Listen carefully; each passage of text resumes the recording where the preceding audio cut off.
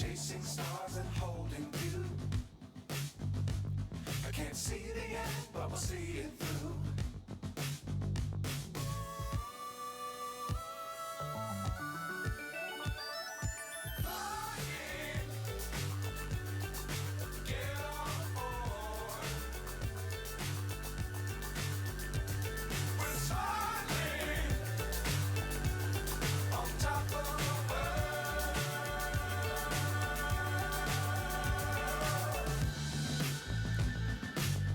Times don't fly too high. Be sure to keep the ground in sight. Fly forever if you keep it tight. Love the world but keep the sky on your mind.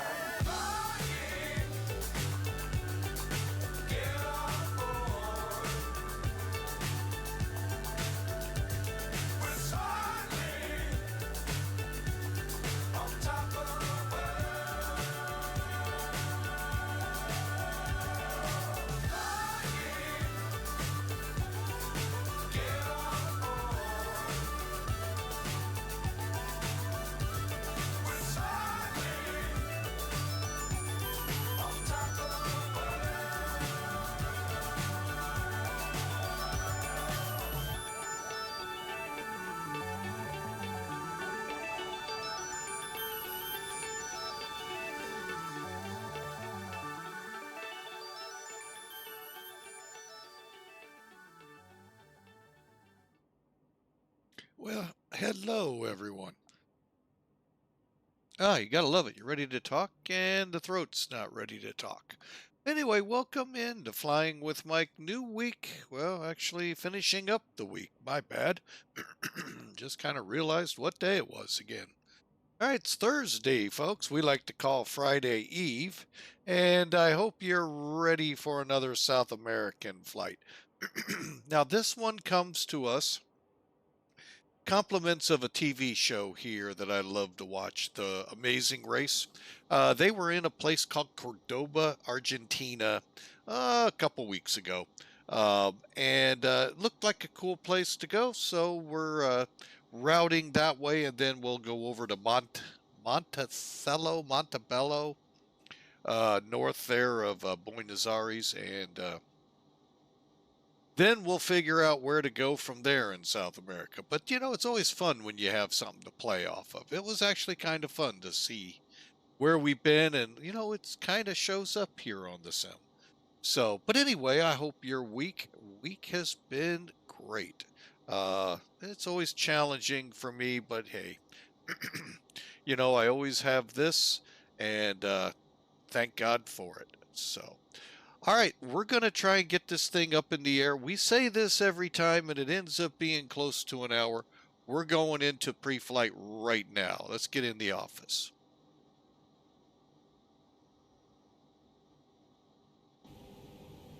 All right, this time, thank God, we're not having to reset the flight panel like we did last flight.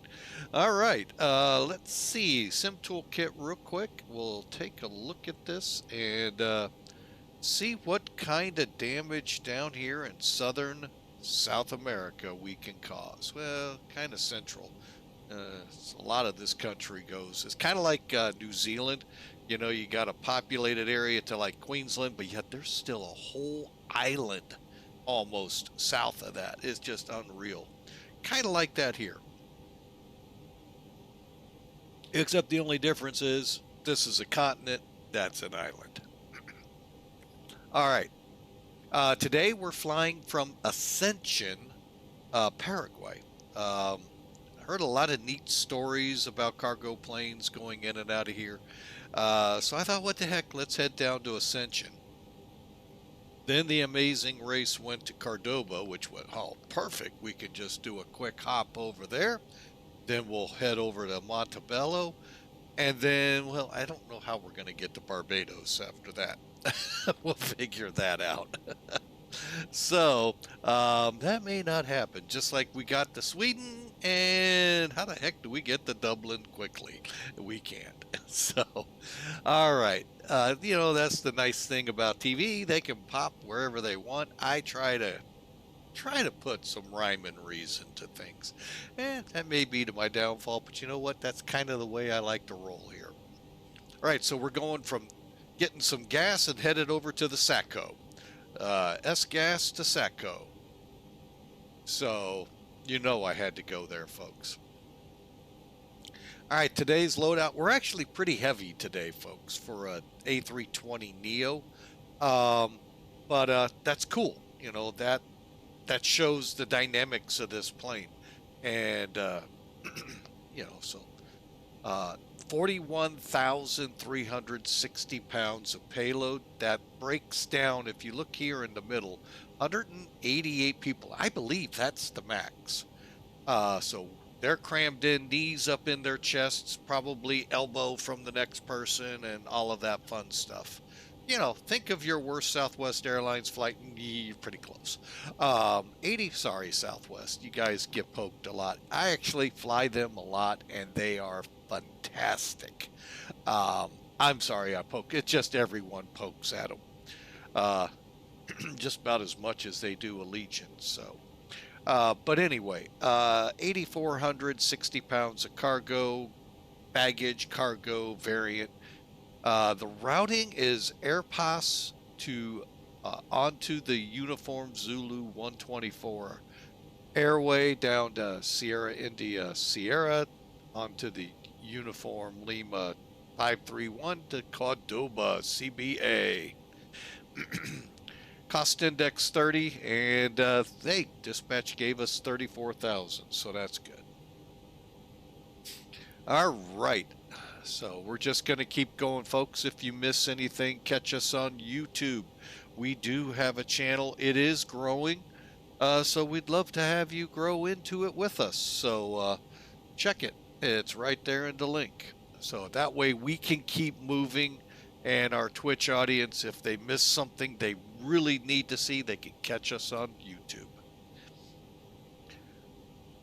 All right, and they'll be back in about 40 seconds here. So anyway, we're going to continue on. The weather here in where we're getting our gas, 160 on the winds, 3 knots.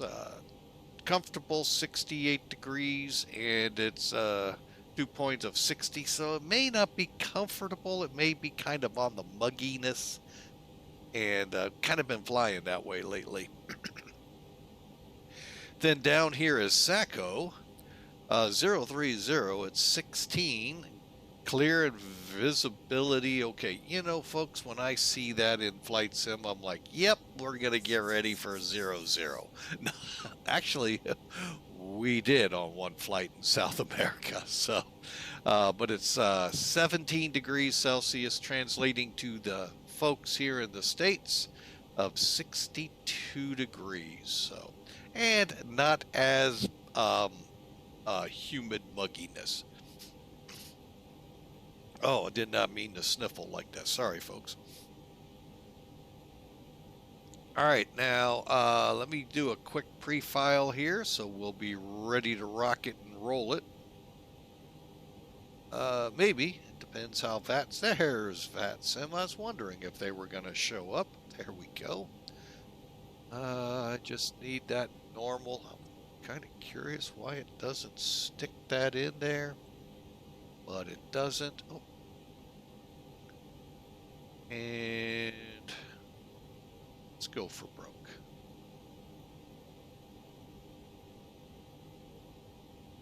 Let me just make sure my time is good. Yeah. Okay. All right, I was telling our folks here while Twitch, you guys were away on a commercial break. There is a way to get around that, and I'm just going to make mention of it. You make the call. You could subscribe to the channel, and that is the perk. You don't have to deal with the commercials. So anyway, we're going to continue on. The parts you missed, folks, I put the link in the chat. Catch us over at YouTube. It'll be there for you. It was basically just the weather. Oh, crud. Did I file? Doggone it. I hate when I do that. I get myself distracted and go, did I file or did I not? Hang on. We're just going to get online a little early. and hope for the best. Pray even harder if it's the worst.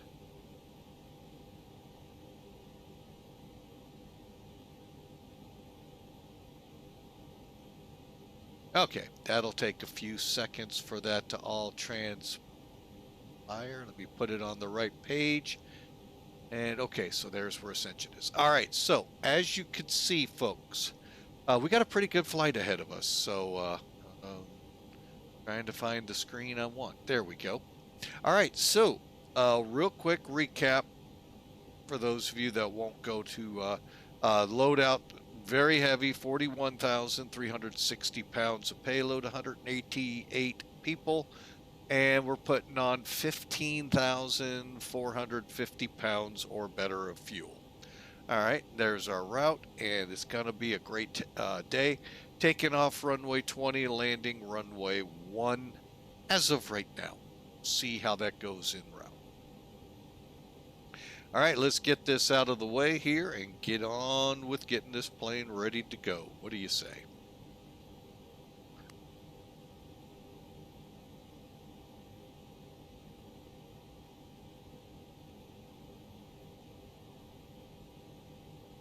You know what, folks? It's really embarrassing when you forget to turn the microphone on. Or, in my case, I may have ran with the music with the microphone on and turned it off when I was ready to talk. So welcome aboard to Flying with Mike if the latter was the case. Sorry about that. We're flying from Asunción, Paraguay, SGAS to SACO, Córdoba, Argentina. So you saw a great rendition of what we're going to do. We're just going to pick up and go. All right, so like I was saying, muted, we are powered up on ground power. You can tell that very easily. The panel is lit. We got the nav display, PFD, those two right here, all lit up. The ECAM lit up, numbers in the boxes. So you can pretty well tell. And if you really need the proof in the pudding, external power is on. All right, but we do a couple things here real quick when we come into the cockpit. Hang on.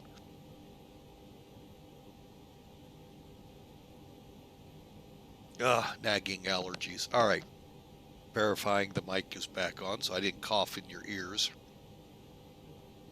All right, down here real quick, we want to make sure the parking brake's on, flaps and slats, flaps up, slats down, or spoilers down. Slats are part of the flap, sorry.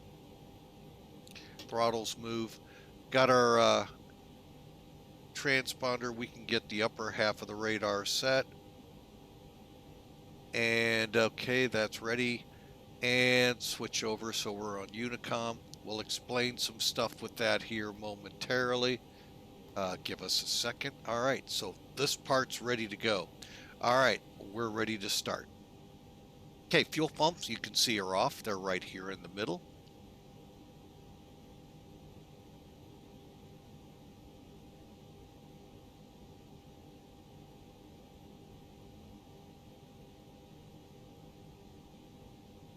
Again, sorry, folks.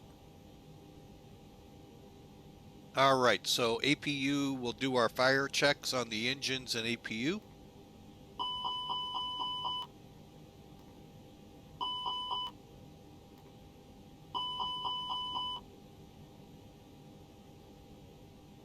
Oh, my allergies just, been tearing me up this year.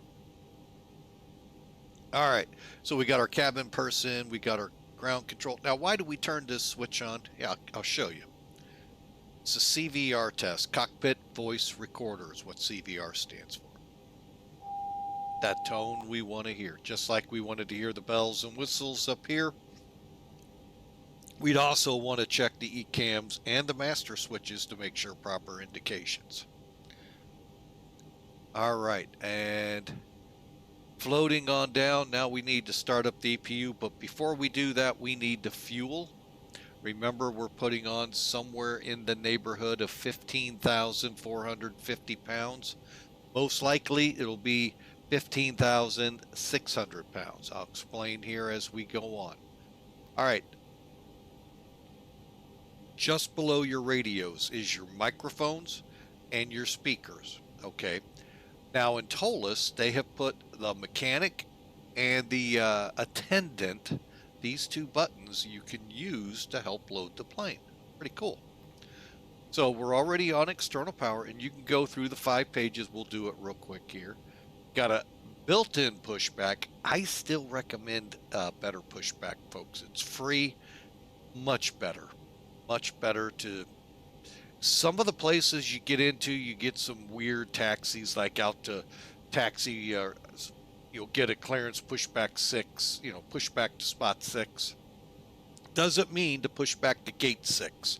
There are actual spots on the taxiways numbered you'll push back to, facing whatever direction they tell you to face. Usually it's pretty much common sense. You kind of want to face towards the runway, but you may get that controller that, well, is having a little bit of fun today. It says face the other way, and then you got to turn around. No, it doesn't happen but often, but it could. So, but anyway, I do recommend better pushback. All right, here's the fuel. Here's the cargo area. Now this I am going to automatically set to 0 and click load. I'll show you in a second why. Then our last one is we can de-ice. Okay. Highly recommend that if you know you're going to fly out in ice. Problem is if you're going to fly into ice, that's where it gets tricky. About a year ago when I first got Toliss, I decided to try a flight into St. Louis, and we had all-out winter going on here. And I crashed 3 times because the aircraft iced up. And I even de-iced. So I don't know if we had a problem with X-Plane, a problem with Toliss. Since then, there have been obviously lots of updates. Never ever heard what actually came of all of that. But anyway, we're back to ground here, refuel. So you can see we're already at 14,432.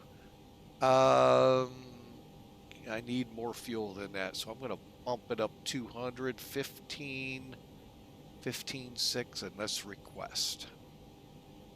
Before we head over, let's just see what's going on the ground. Look at that, a fuel truck driving up, folks.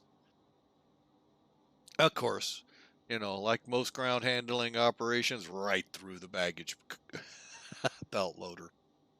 Just kidding, guys out there. You guys do a great job loading the planes. Great job indeed. All right, and anyway, he'll stay there till he's done, which is not going to take long. And he'll drive away. I like that kind of animation. Animation that just pops and disappears. While neat when it's popped, if it's killing frame rates, get rid of it. See, there he goes, all done. Now, unlike Zebo would have told you connecting the fuel hose, disconnecting.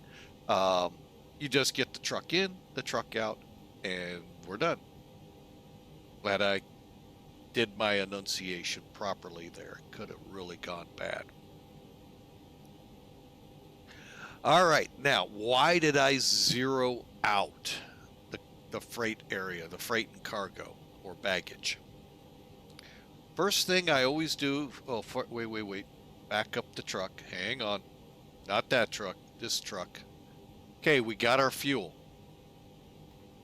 Let's head over here to the attendant side of the house. 3 pages. You got 1 for the doors, 1 for the amount of people, 1 for lighting. I haven't really seen much with this one, so I don't know how well it works. And to Toliss, my apologies. I just really don't see much when I play with it, so I don't. Okay, we'll hit the load button here.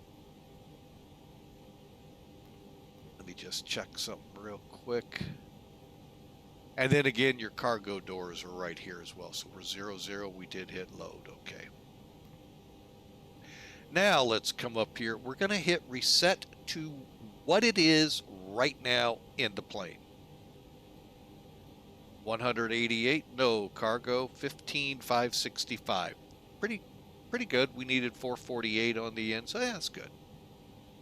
0 fuel weight needs to be 139,111. Now, gonna tell you, I'm gonna go with this. Let me show you why. Okay, you know we are only about 100, yeah, about 180 pounds off, okay? So if I come down here and I'm just gonna hit this one, I'll get 200 pounds. Actually, we'll go with that. I thought I was going to get 1,000. My bad. So we'll go with that. All right, so now we'll come back, reset. Now we're going to be over, but only by about 20 or so pounds. We'll go with that 139,111's the where we want to target it. We ended up, somebody had extra stuff in their bag, didn't tell us, and you know what? Now we have 26 pounds extra weight. Oh, just kidding. Love having fun. A lot of interesting things if you pay attention at an airport go on.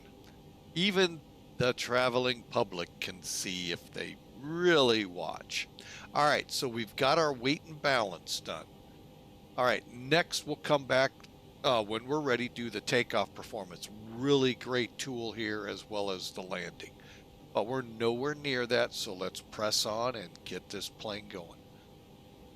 All right, so checklist-wise, folks, if you want to use the one I'm using, do a search on Google for Toliss just put Toliss A319 checklist. I use the concise one. It's just quicker in my mind, and it hits all the points you need to hit. Okay. All right, so we've got the aircraft fueled. We can now start the APU. Very simple, folks. Click one button. I drop down here. Oh, got to clear that. Hang on. Clear. Then we look for flap open. Now, I could have clicked it right now, but we're only talking a couple extra seconds here. Make sure that flap's open and any other system checks that the computers are doing on it to generate any potential errors. Boom, we're good to go. Oh, hang on, I need to get a do-rag. I got to get the sweat off my head, folks. This is just too complicated. Hit the start button. Ooh, I'm exhausted after getting that APU started. I know, my humor is sometimes hard to follow. Boeing, you got to flip a few switches. You got to actually turn the generators on and all of that. So here it's all automatic.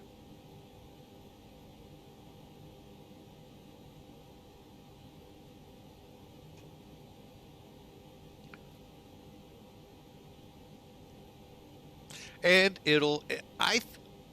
I'll be honest, I've never actually watched the Airbuses at our airport kick over the APU.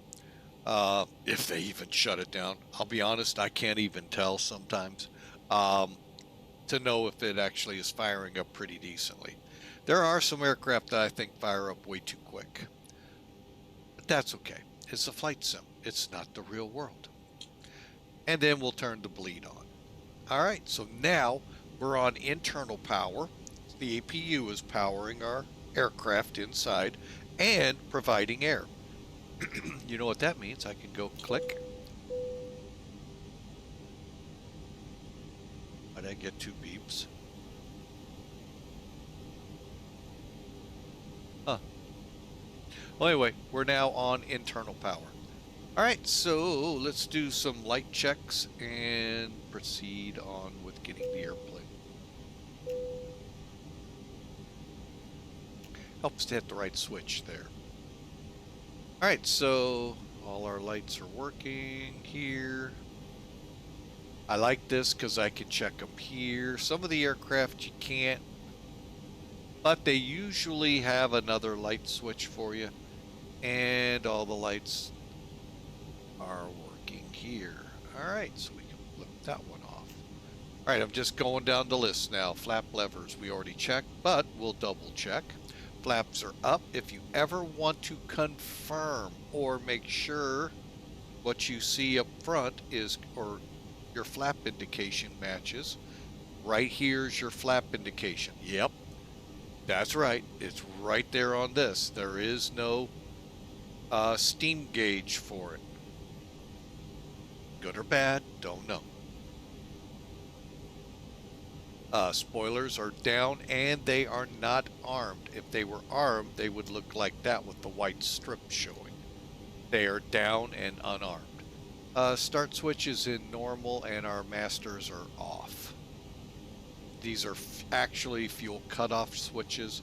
You turn them on, pretty much everything, again, automated here. Now, the engines can be started manually. There are reasons sometimes why. Aside from mechanical. So yeah, there are other ways to start them. I've just never done it. All right, so probe heat, we're back up top here. All right, so the probe heats, if it's dark, it's on auto. Air conditioning is all set and no lights on. Why I said, oh, all white. So if there's any white in here, that's all turned off. Air conditioning temps are, we're going to keep them in the middle. Pack flow. Oh, I'm in the wrong section for that. Cross bleed in the auto position. And gen faults on. They're on, obviously, because the big engines aren't turning and burning yet. Electrical panel, all other lights are off. Ventilation panel, which is right here, all lights are off. And folks, we are beginning to move into the McDo stage. And today we will try not to skip the very important step that we skipped between Atlanta, between Atlanta and Dallas. Video is up on YouTube. You will get an extra 7 minutes on the ground in Atlanta because yours truly was missed a big step. All right, so we're up and running there. Strobe lights are in auto. The reason they're in auto, folks, is in case you're like me and occasionally forget to turn it on when you're on the runway. Well, as soon as you take off, they come on automatically. Nav lights are in number 2, just 2 bulbs out there, folks, for each red and green. So you got 2 greens, 2 reds. If one of them's out, hey, Chuck up in the cockpit, try going to number 1. Hey, thank you, they work. Pretty simple stuff, folks. Otherwise, call the mechanic. No smoking is lit, and we'll turn the seatbelt sign on here shortly as soon as we get to boarding passengers. Emergency light, that's the switch here, is in the arm position. And landing elevation right here. Make sure that notch is at 12 o'clock. Pack flow. We're heavy. We're going a bit high on density altitude, so I'm putting it to high flow. And I lost my place. Fuel pumps can now come on.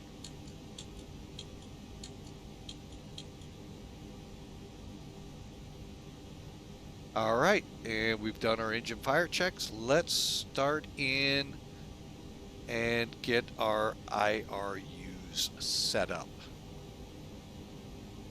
Bear with me a second. Takes a couple seconds to get things oriented here. Let me get my charts program up here.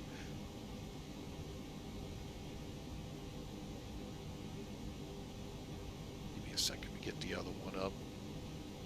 Even though we're not going to use it, but I like to have it positioned just in case. Cool. All right. Now, let me move this to where you all can see. You're covering up the letters. Uh-huh. All right. I basically want you to be able to see this process, okay? Now, I've got our charts program up. Folks, very great, very good program. How about we do it this way? It's a great program. I highly recommend it. If you're already updating your FMCs, which, by the way, is coming up, to stay up to date with your nav data in both the sim and the aircraft, or the sim, your nav data program that makes your flights like SimBrief. It's just a little extra on that. And this is through SimBrief, NavGraph. Sorry. All right, so I'm going to go ahead and take a look here real quick. Yeah, that'll work. All right, I'm just seeing how things are looking. All right, so here's our route, so you get an idea what we're doing. I'm going to zero in on SGAS. We're actually on a departure, folks. Bet you didn't know that, because I actually didn't to start with. It's called the AirPass departure to AirPass. I love how simple some things can be out here in the sim world. That's one of them. So anyway, we're flying that, and then you know the rest of it. Okay, here's what we check. Make sure we got the correct engine. Here's where you find out when the next update occurs. 16 May, folks. So you got about another, we'll call it 5 days-ish, 6 in that ballpark. So you got about another week at the most, okay? And then we update, and we're, perfect. So what if new airways or new fixes come out, we're up to date. Plus the sim. That, folks, is something new. That was not around before, really, 2020. Well, strike that. I believe it was with X-Plane 11, and I don't know when that started. But up to about that point, folks, that other simulator company, no. Prepared, I think, had a way. Don't quote me on that one. But I definitely know FSX, you could not update the navigational database inside the sim itself. Could you individual aircraft? Yes. Simulator? No. So anyway, that's a fantastic improvement, addition, whatever you want to call it, to flight simming, that we can be not only in the plane, but the sim itself updates with your downloads from NavGraph or whatever the other companies are out there. All right, enough on that. All right, so we've checked, everything looks good here. Go to the init page, and this is where your SimBrief account helps. If you have a SimBrief account, folks, very simply go to Toliss. Here in your plugins, ISCS, add-on accounts, right here, put in. Now you're going to have to go into your SimBrief account, go into the account settings themselves, get the numeric user ID. Stick that in there and go. To find out what these all mean, check the manual for Toliss. Then you can do this one of two ways. You can click it here, or go to Data, Function, click it here. Either way will end up in the same place. Go back to init. I'm going to do it from here, just because it's right where I need to be for the next step. Give it a couple seconds. By the way, no activates, no loads. It just does it.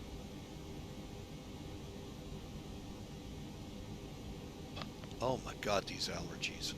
We had a pretty good bout of storms last night, so I'm paying for it today.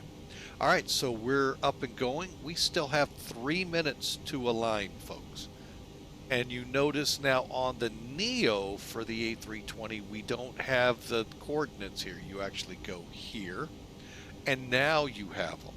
So what I do is go here in NavGraph charts. You're following along. Taxi, airport. Uh-oh, I may not have that ability. Coordinates. Do we have coordinates?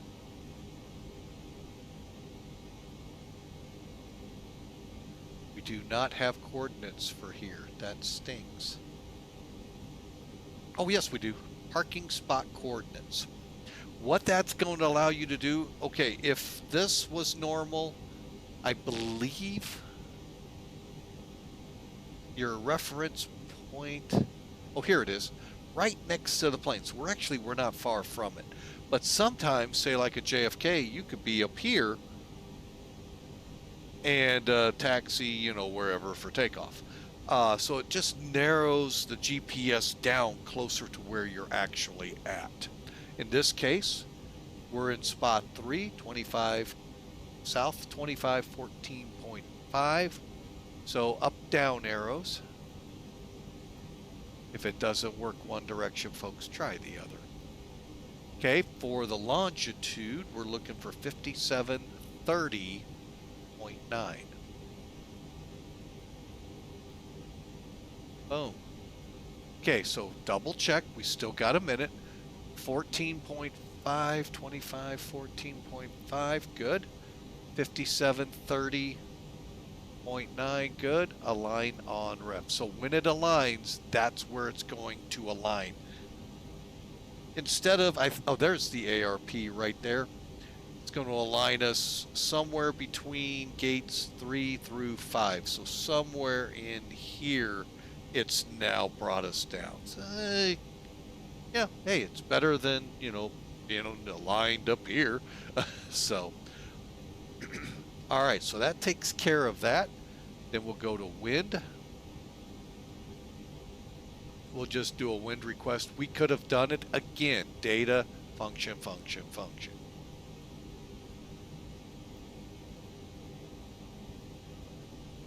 All right, next step, F plan. We should be aligning here any minute.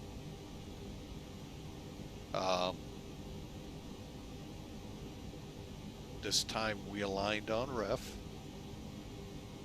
There we go. GPS primary lets you know.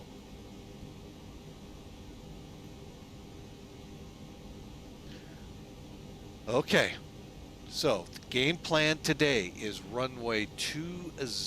You see that across the top here. SGAS, runway, AirPass, and then our fixes from there. So runway 20. So click departure, 20, AirPass. No transition, enter. Now what did it do? Well, if you look, you can see you're going to go out to, well, let's pull it up here. Let's just make sure. Ooh, didn't put it in down here.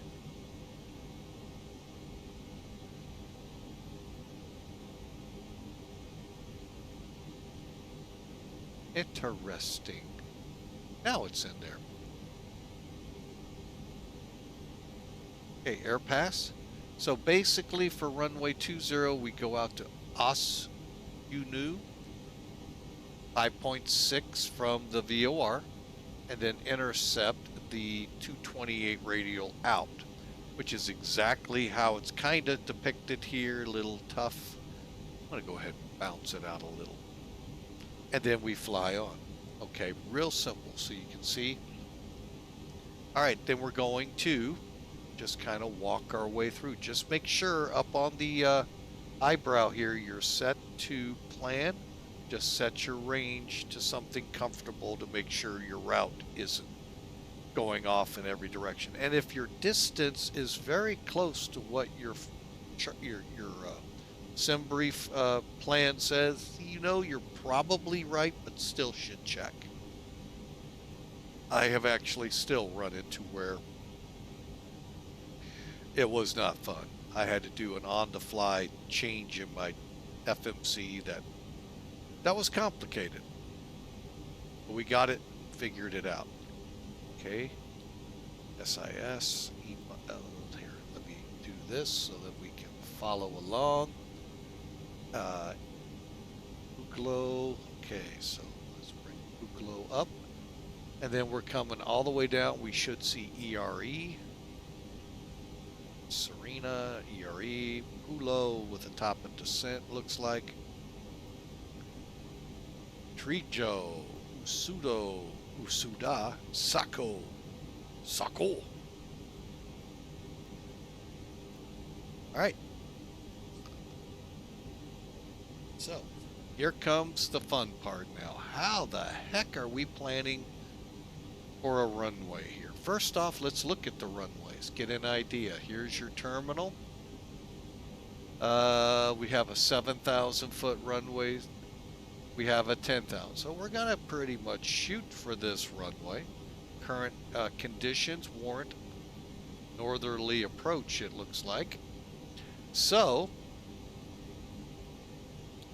we're set for runway 1. Okay, we got arrivals. Let's see if any of them line up first. What I'm seeing, I don't think so.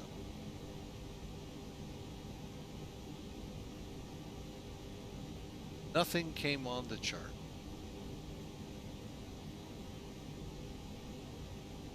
Okay, so now let's look for approaches. Oh boy, this one's gonna be fun. Where the heck is he, if any? Oh, there's an ILS here. Why are we... Oh wait, we're coming in runway uno. Alright, so we have just an RNAV to play with, folks, so we could go Hager. And if you watch the chart, oh, it took us into SACO. That is not, oh, I know why. Let me check the chart first.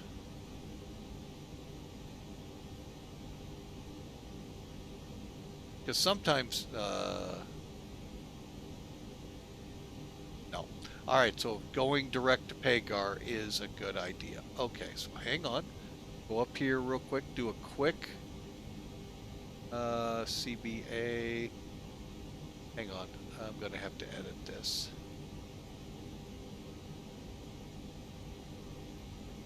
How about we pull off at Osuda?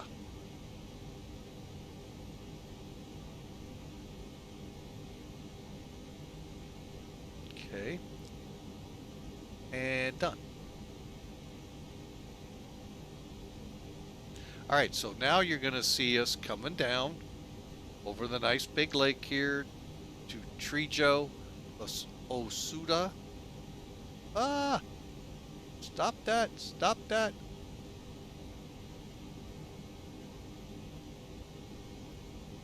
I really didn't expect that to happen, folks. At it. Hang on, sorry.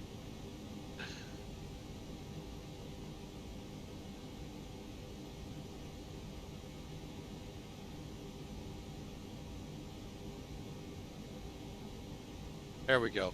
Wow.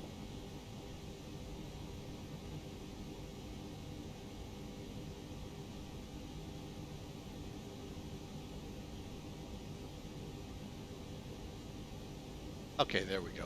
Whew. Don't want that to happen again. Anyway, so you can see what we're going to do now. We're going to come down to Pseudo, down to Pagar, and then in on the RNAV here. Got a little bit of airports here to skirt around, so I wonder if that's why. All right, so we see how it's going to transpire now. With the RNIP, we come down to Pagar, to Elpin, to Esonia, to Livis, and to the runway. By the way, Livis is 3 mile final, just so people know. All right, so over here, we'll make the changes up here in a minute. Click SACO here. Oh. Oh, I see what I got to do. Click here. There we go. That was weird. We are planning the RNAV Uno runway. And obviously there is no transition. It considers it's an automatic, my guess. Actually, don't.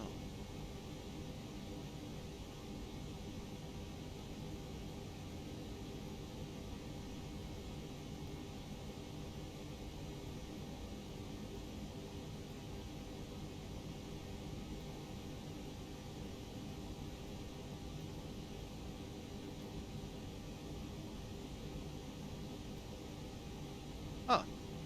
Alright, so we have no vias. There we go. And then insert. Now,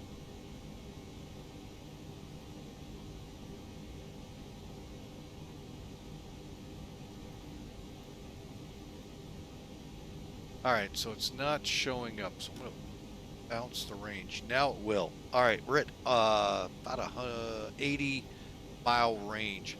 There's Osuda, so we're going to track direct PIGAR. So how we make it do that, we just put clear and clear up the discontinuity insert.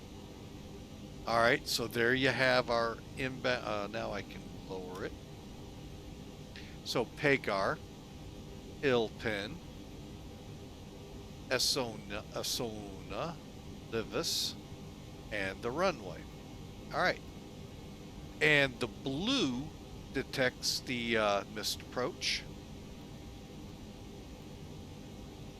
as you can see in the dotted line here. And then if we're told to go to our little alternate, which is SAAR, I believe it'll tell us here in a minute. Yeah, that was the routing to it. Now we can put arrivals, departure, so it's all set, ready to go as well. All right, so we are set to go F-plan wise, and I know that seemed to take a little bit. We had a little bit of amendments to do, but overall you can see we're following exactly this. And then if worst case scenario comes and we got to make our divert, there's our divert airport. Okay.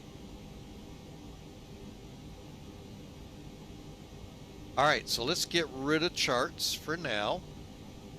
Bear with me, I'm going to reset this page. All right, and I'm going to go ahead and put it back on ARC for now and drop it 10 more. Okay, so with that, we now go to our RadNav page. All looks good. Go back to init to the right. Here is where we begin to start setting up for the perf page. First, we got to make sure our weights match and our CG match. Okay, weight, 0 fuel weight. So look at your 0 fuel weight. Drop the last two numbers, so 139.1. Good. 0 fuel weight CG. Well, there's one right here, 29.0. I will change that to 9.0. How you can do it, you can type it out just like you see here, or just slash 29.0. Either way will work. And then click the line select next to it. Alright, we actually have more fuel than this says. So I'm going to say 15.5. But though, round up, I know it's 16, but I'll take where we'll have a little extra fuel in the aircraft. Albeit, only 60 pounds. But still, 60 pounds is 60 pounds of fuel you didn't have. A lot of areas of life ought to be looked at that way. That's extra that you could need when you need it. If you don't have it, guess what? Gonna wish you had it. All right, perf page, my favorite page to go to, because that means we're almost ready to push back, folks. We're doing pretty good here. All right, so here we are, my only squibble with Toliss on this, and it's such a little one. I'm okay if they don't ever listen to me. I wish they'd put the METAR here. They do it for the landing performance, but they don't for the takeoff. Why am I so picky on that? I'll tell you. Because whatever information you see here, if I go to the METAR, you would think would look the same. In this case, no. It is as of 20 Zulu. And we are just about to update that.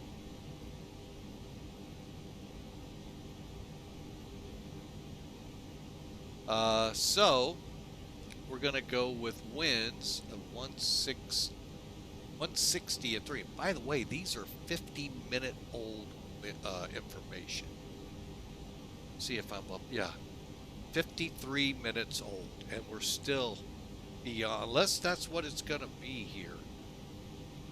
You know, then I'll give explain that one. That would be cool. 160 at 3. Temperature here 20. What we're doing is just trying to get it as close as we can. Now, let me bring one other feature that you can use NavGraph charts with. The weather.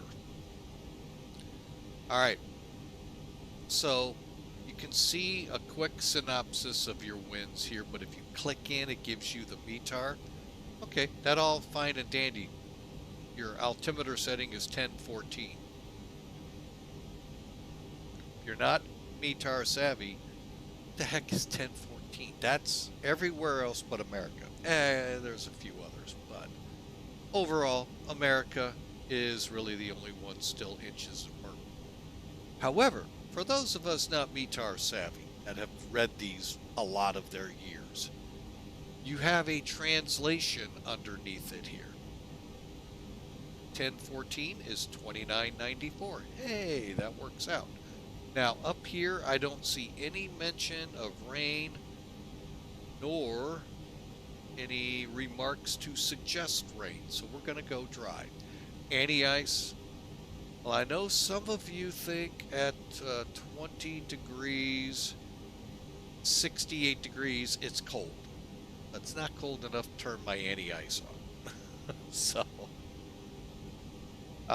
air conditioning, though, a must. We'll have that on. All right, so you got your parameters set now.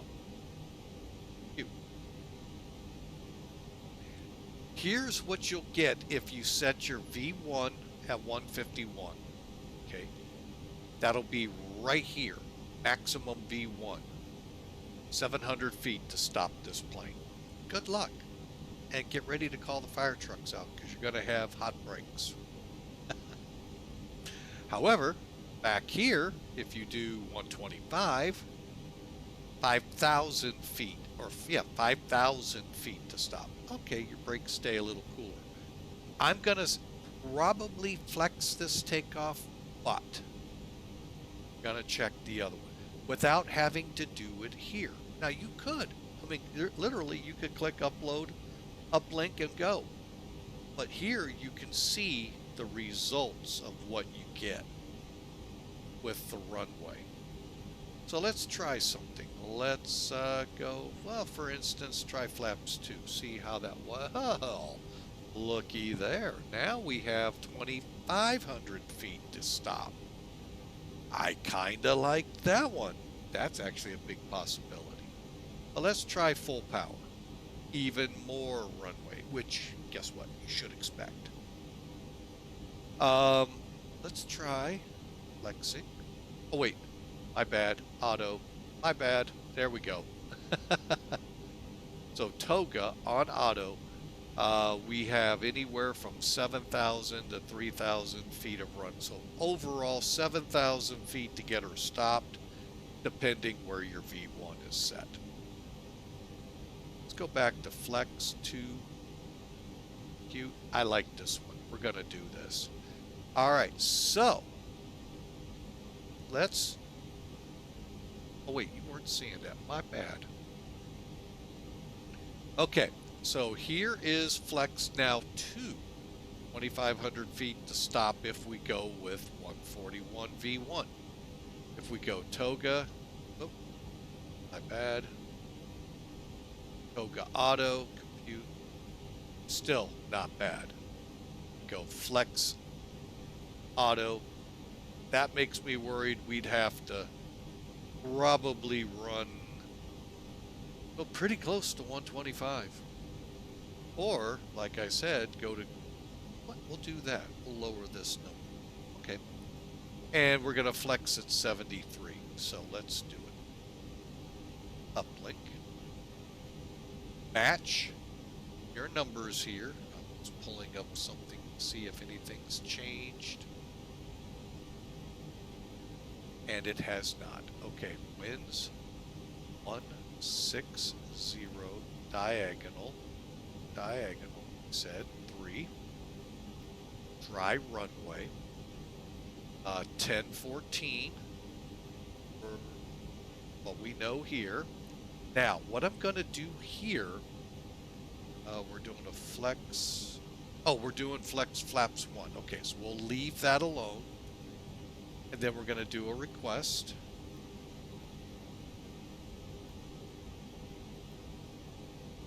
All right, so here's the numbers, folks. So 145, 145, 149. Okay.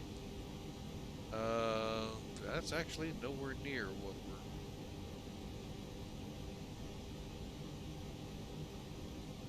Huh. It didn't change. Oh, I know why. Flex. Now 151, 151, 153. Always got to do that point. Now, we will probably make that 0.5. All right, so you see your numbers. Now, if we stay at 151, be mindful, you only have 700 feet to stop at V1.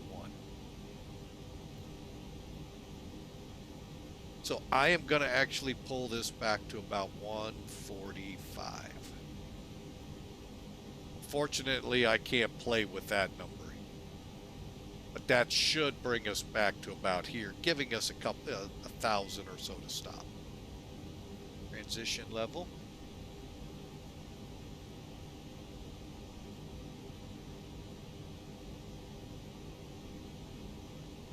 All right, and bear with me. Altitude, what was I looking at? Oh, transition. Transition here is 3,000. Always verify that, folks. Now, if you're in the United States or North America, it's 18,000 feet. You don't have to check. But I always do just to be safe. Everywhere else in the world, check. You're ready to go, folks. And these numbers can't be, you can change them if you know the formulas. I don't. Or if there's a site out there. I don't. So we're ready. Let's press on with the checklist, get these people on board, and blast out of here. It's like a night flight. All right, we're set. Push back and readied.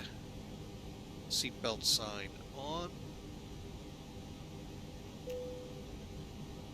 All right, into the middle here. We need to set. Oh wait. I told you I was going to change this.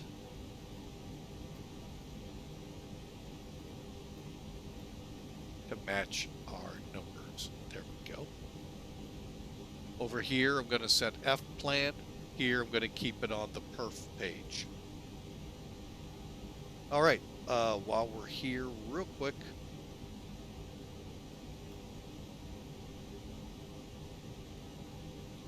Start getting the aircraft readied.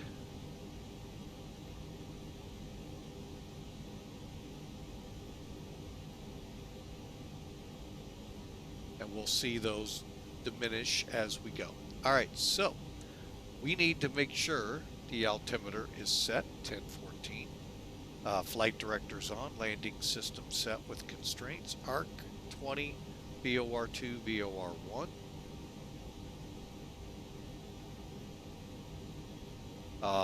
Speed and heading have the dashes and the dots, meaning they're going to follow the aircraft. Finally, set our initial altitude. Here is none given. All right, so we're going to just climb straight on up. 34,000. We're ready to go, folks. Constraints, LS. Okay, I'm good with all of those. And finally, landing gear, 3 lever down, gear down.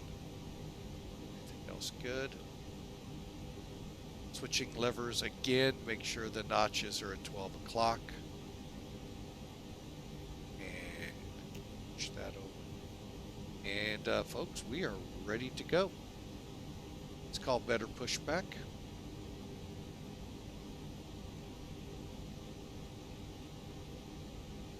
Ground copy. Please, show me where you want to go.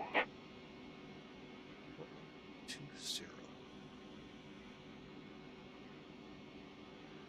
All right, I guess we'll push.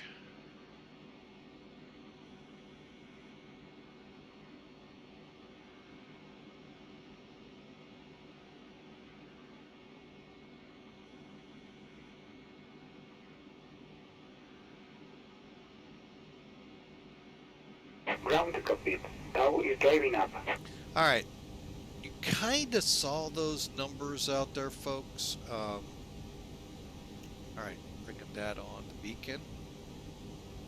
Let's go ahead. Well, before we get going, get the aircraft more in line with.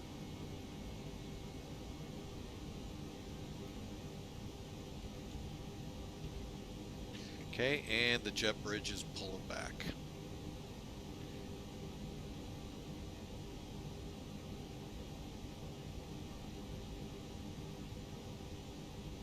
All right.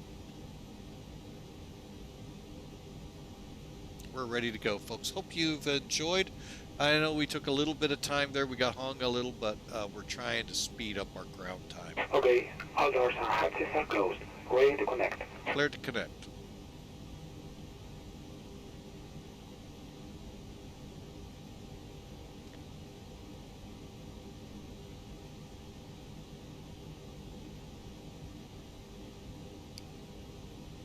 So again, thanks for joining us here on Flying with Mike. We're really appreciative.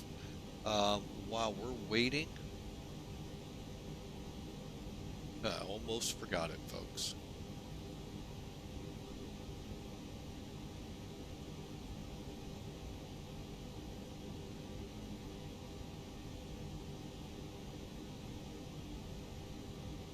Stop connecting and bypass being inserted. Release parking brake.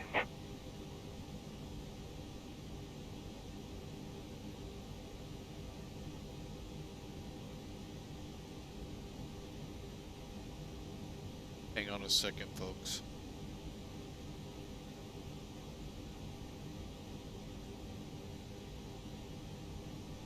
Had to log into my ICAR program.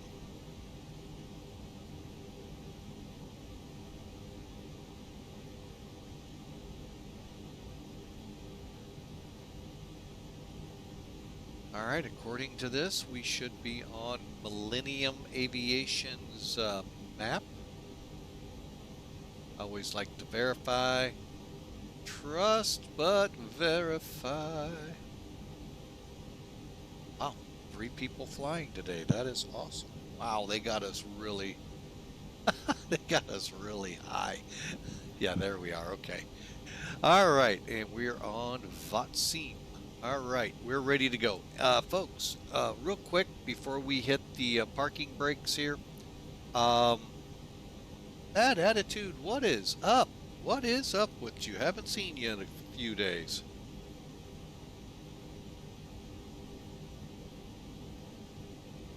All right, so let's get those brakes off, and oh, let's also get those chocks off. How about that?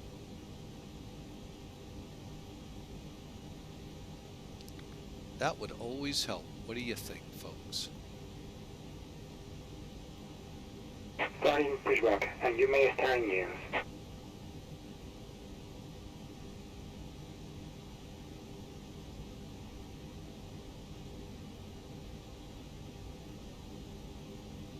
Yeah, no, it doesn't look like the jet bridge went back, but it really did, folks. Okay, engine start on here, folks. Like I told you, it's real easy.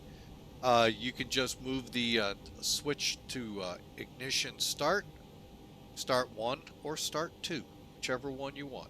I'm gonna go 1 just because.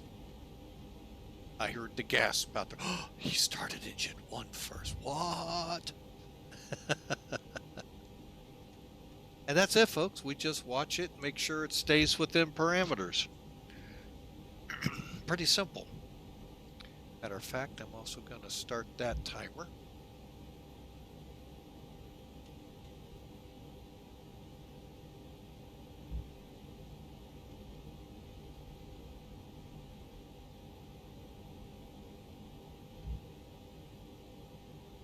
All right. It's a neat little airport here, folks, in Asunción. I kind of enjoyed flying in here. I may have to do some more flights through here. May have to find a cargo plane to come in here. All right, with the word avail right up here, we can now kick over, in our case, number 2.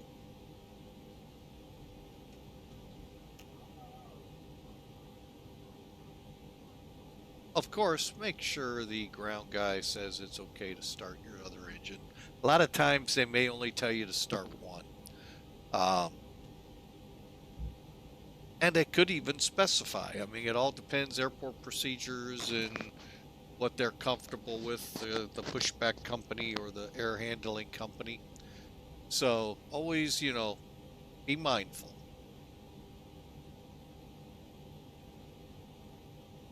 Operation complete. Set parking brake. Brake set. Disconnecting tow. Standby. All right, so again, we're waiting for the word avail on number 2. It'll be right up here. Now, if you miss it and this is no longer grayed out, guess what? You can proceed on. So we got avail. Going to give us our 3-minute warm-up. All right, let's do it, shall we? Let's get up here, get that bleed off. Ground spoilers, so we'll start from the bottom. Not really, you're going to see one. Flap set, pitch trim. All right, what I do here, folks, I do a couple steps here. First off, get the page up, your FCTL. Tower is disconnected and bypass beam has been removed. And signal on the right. We'll see you next time and have a safe flight.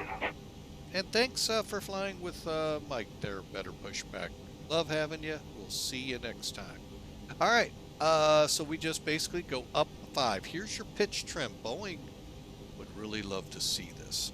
It's really nice.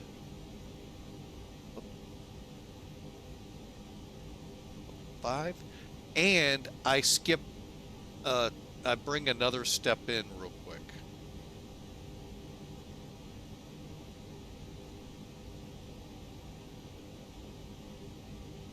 I check my surfaces now because I have the screen up.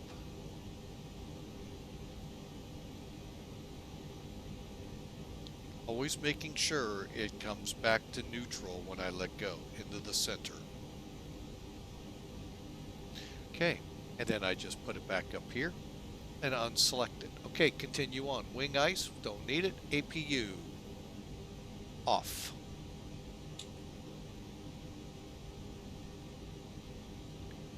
Okay, remember I told you that one page we can arm the slides? Arm slides and doors. And we're ready to taxi. Okay, taxi light on. Hey, who said it could rain here? X-plane probably did. Oh, we have fun with that. All right, elapsed time is on. Brakes are set. Flight controls checked. FEMA, basically our quick checklists here. Go boom. Go up here. We'll alert the cabin.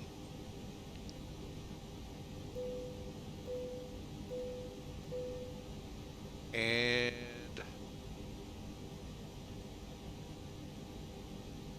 we're ready to go. Let's let the aircraft do a quick test. If it passes, we go. If it fails, we stay. What we got? Oil pressure, delay. No, oil temp. Where are we at on the temp?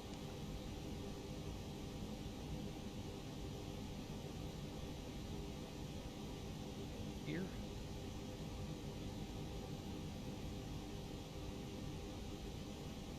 Oh, we're just about there. We're going to go ahead and taxi, and we should be good to go when we get out there.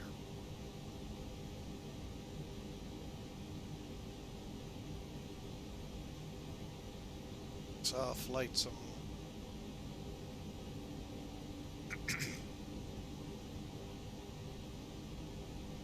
Now, we said something about CTAF. Now, I don't know how much longer. Hawker, welcome. Welcome, welcome, welcome.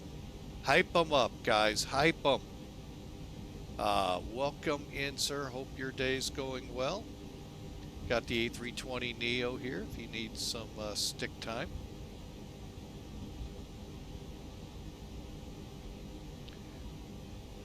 All right, so got us a little bit of a taxi, and then we're out of here.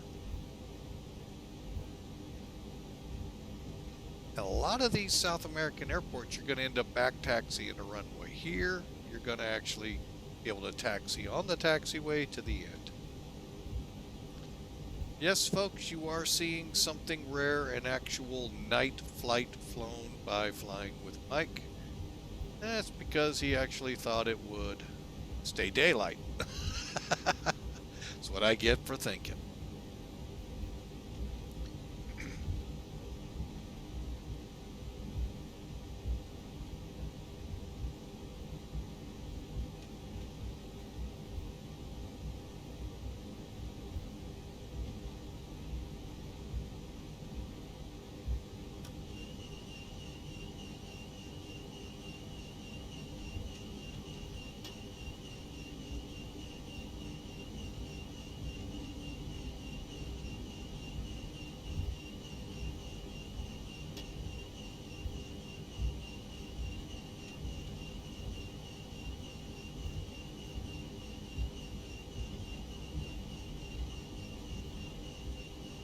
Folks, if you do get a chance, head over to Hawker 125's channel.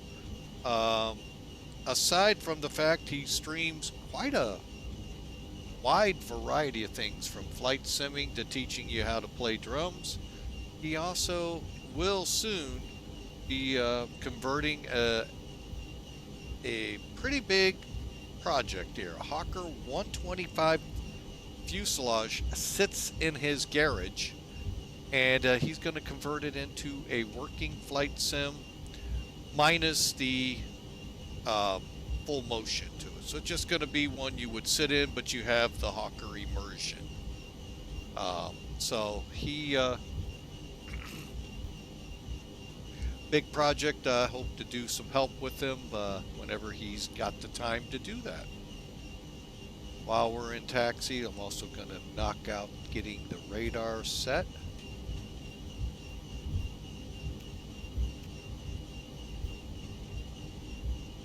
Almost to the end, but okay, let's talk about TCAS, or what the heck's it? CTAF. Okay, that is actually, folks, a lot of people tell me, well, why don't they use that elsewhere? Well, actually, elsewhere, folks, a lot of them have this thing, the VATSIM overarching, like VAT USA takes care of the United States. You have VAT Europe, VAT South America. Maybe it could breach down to like Brazil, Argentina, or wherever.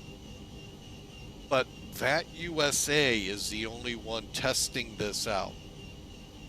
And what it is when you're on the ground with no controllers, you would set your frequency to the Common Traffic Advisory frequency, otherwise known as CTAF, C-T-A-F. You get it. If you don't, it's the first letters of what I just said.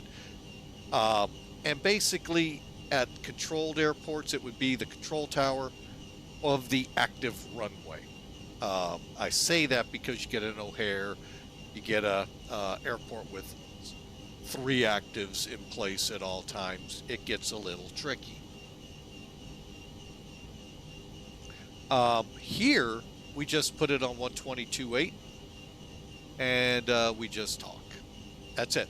The VATSIM Unicom channel is all we got to do, folks. But again, in VAT USA territory, which is basically, as best I know it, and those of you with VAT USA can correct me, the contiguous 48 states. I don't think Hawaii and Alaska are included, but they might. All right.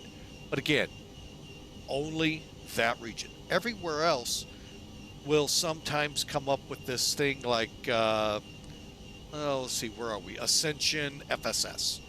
But it's not going to be worded that way. It's going to be worded where they cover several centers, major country centers, and you contact them above 24,000. Whatever happens down below is on Unicom, but once you cross 24,000, you then get control. What it does is it eases the workload on them as well, because folks, they got to know all those airports if they're going to control you. All right, speaking of control, let's get this plane in a controlled takeoff. Transponder TARA. Let's make sure. Looks like it is, but we're verifying. Brake temperatures are good. Oil temperatures are good. No warnings. We're on. And we're ready to go, folks. Chronos. Reset. Here we go.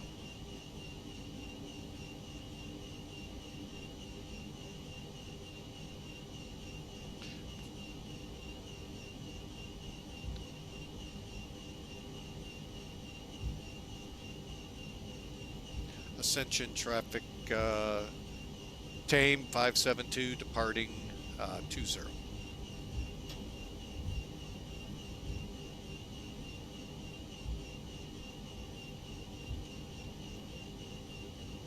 Those of you paying attention in the beginning of the program, I made mention of why the strobes are on auto.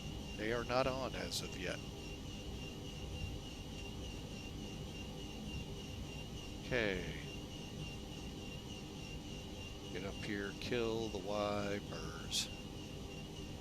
Now they're coming on. Strobes. All the lights.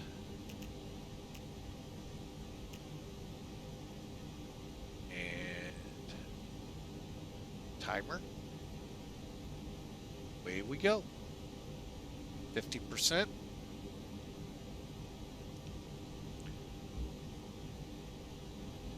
Stabilized. Remember, it says it in blue right here, flexing. First notch. There we go. As soon as it says flex, we're good. You see brake max. That is what's called reject takeoff. If for any reason I pull those throttles back, the brakes will set max. Okay. Speed's alive and climbing.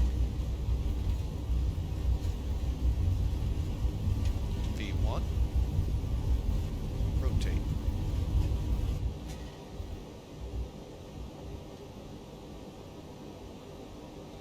Positive brake gears coming up.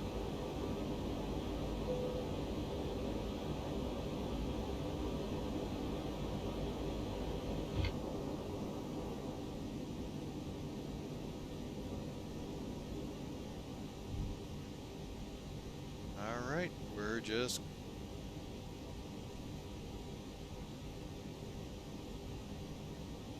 easing our way on out of here.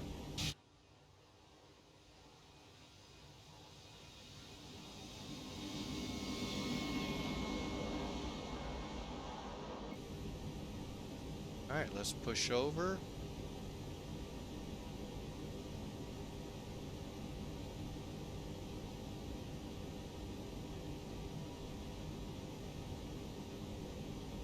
All right, I'm just going to go ahead and throw the autopilot on.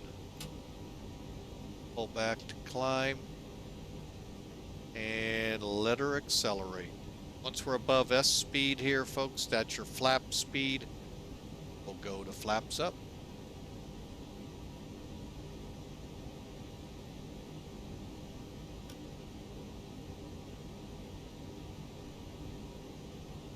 Again, hope you all have had a great week. I see Hawker there. Talking about hopes to get going on that project later this year. Look forward to it.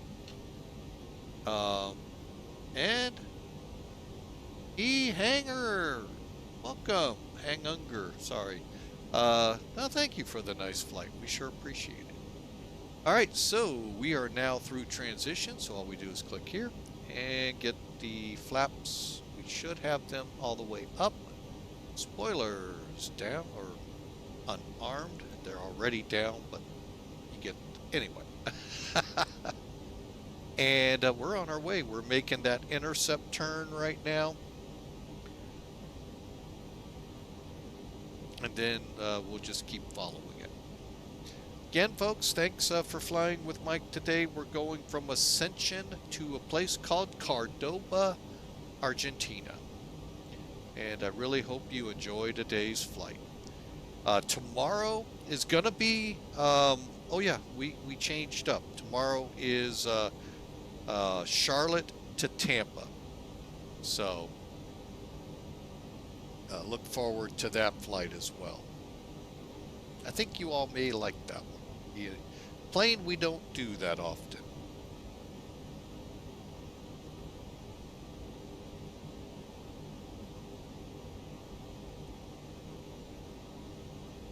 All right, landing lights will come off at 10:30.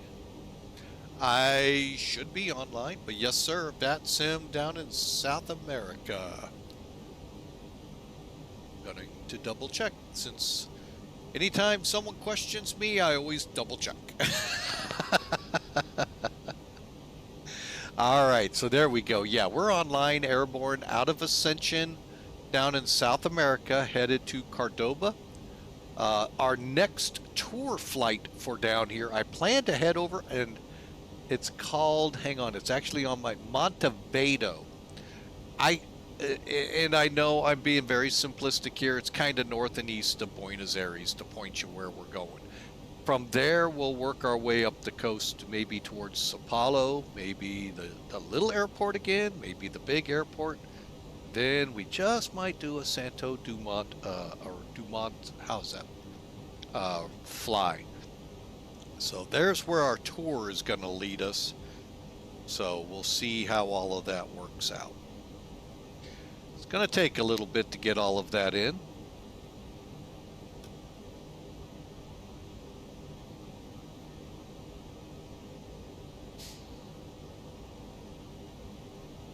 And if Network TV decides to put the race on again this year, that may screw up, because we're going to work our way up towards Barbados and then back down into South America after we work our way that way.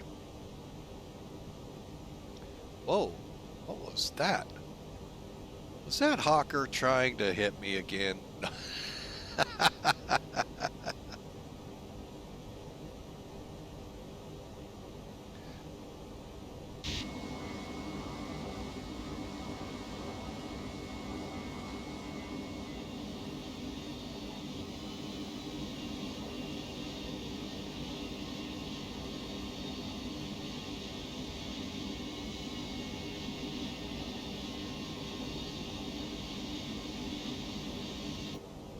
Always looking for some good screenshots. I think I just got one. Hope you all did too.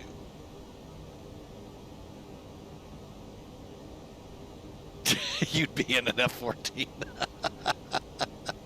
Doesn't mean you still couldn't hit me. But anyway, we're on our way, folks. Let me put that up there at the top, the overlay, so you have an idea how far away we are. If I can find it again. There it is. All right. And we are on our way, folks.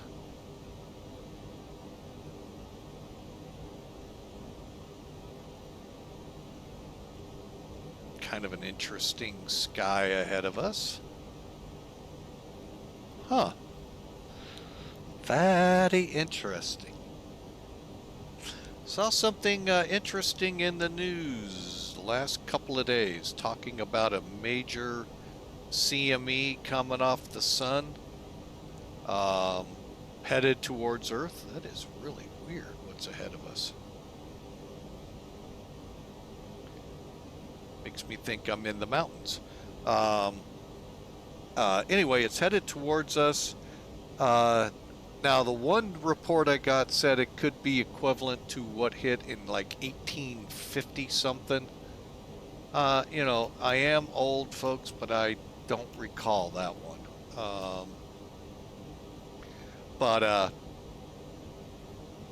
Then again, later in the same article, it said maybe not as strong. So I didn't know what all that meant. But anyway, there is a big CME. Now, I know CMEs equate to northern lights. Those of you in areas where you might see them. So interesting space weather for you.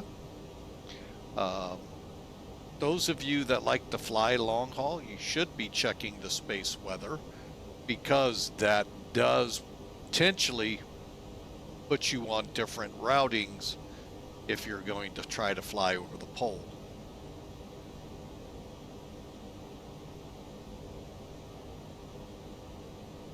But a pretty interesting read on that. So, and yes, it was in the most authoritative news section I could find, Facebook.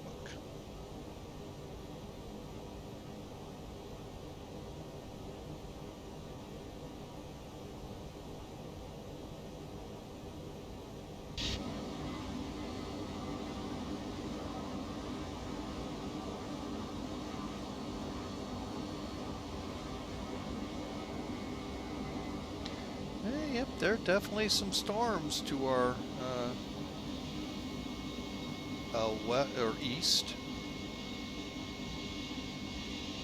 Just kind of let you all get a nice look of the A320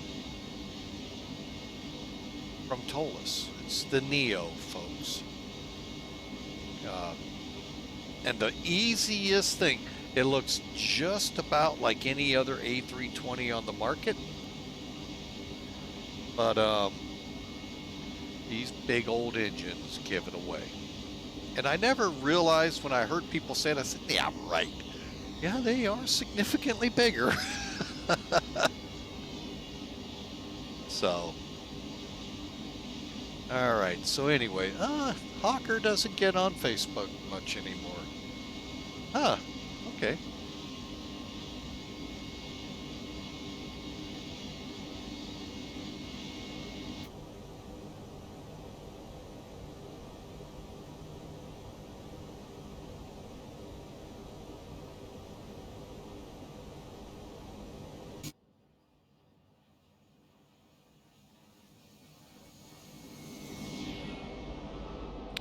Yeah, I'm gonna have to work on sound packs, learn how to use them and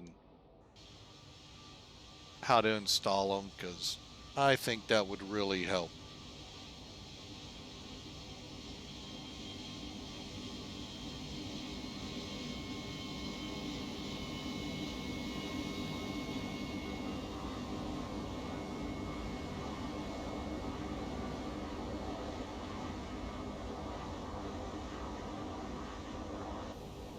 All right, folks, we are through 22,000. I'm going to go ahead and let the people in the back get a little shut-eye, kill the wing lights.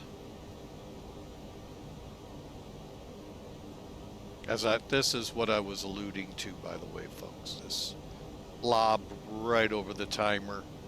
Yeah, just missing it. So right now it looks like a pretty decent flight. And so does the terrain below us. So folks, sit back, relax, enjoy the ride as we head on to Córdoba, Argentina.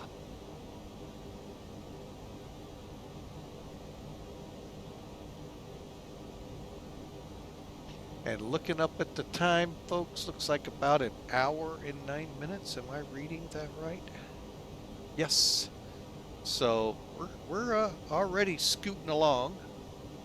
The trip itself is, you know, I usually used to write that down. I don't anymore.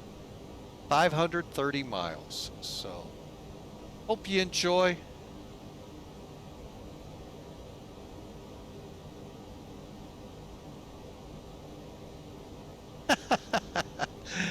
You're here for the streamer and content. Well, I appreciate it there, Hawk. If you wanted to hear an engine, I'd go, yeah, but sometimes like the flight factor aircraft, I'd like to hear it a little better than what they do. These, they got a good sound pack, but I know there's better ones out there. Some of them you have to pay for.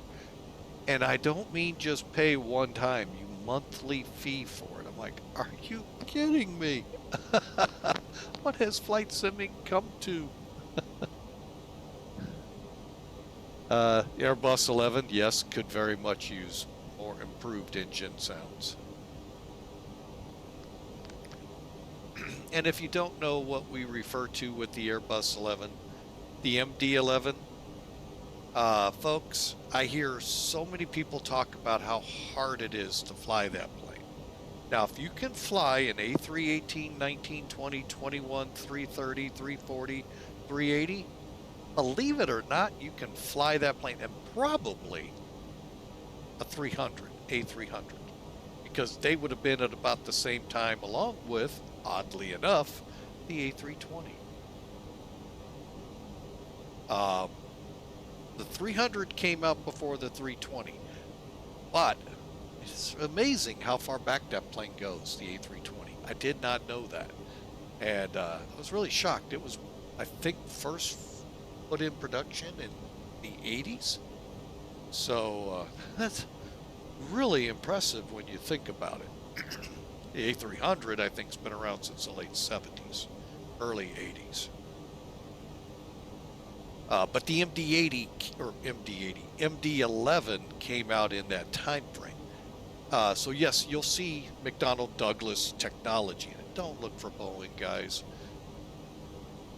It didn't do well on the market commercial airline service, where it exploded and became a phenomenal airplane. Even though they didn't build a lot of it. They built a lot, but not as many as you think. The cargo service really gobbled them up.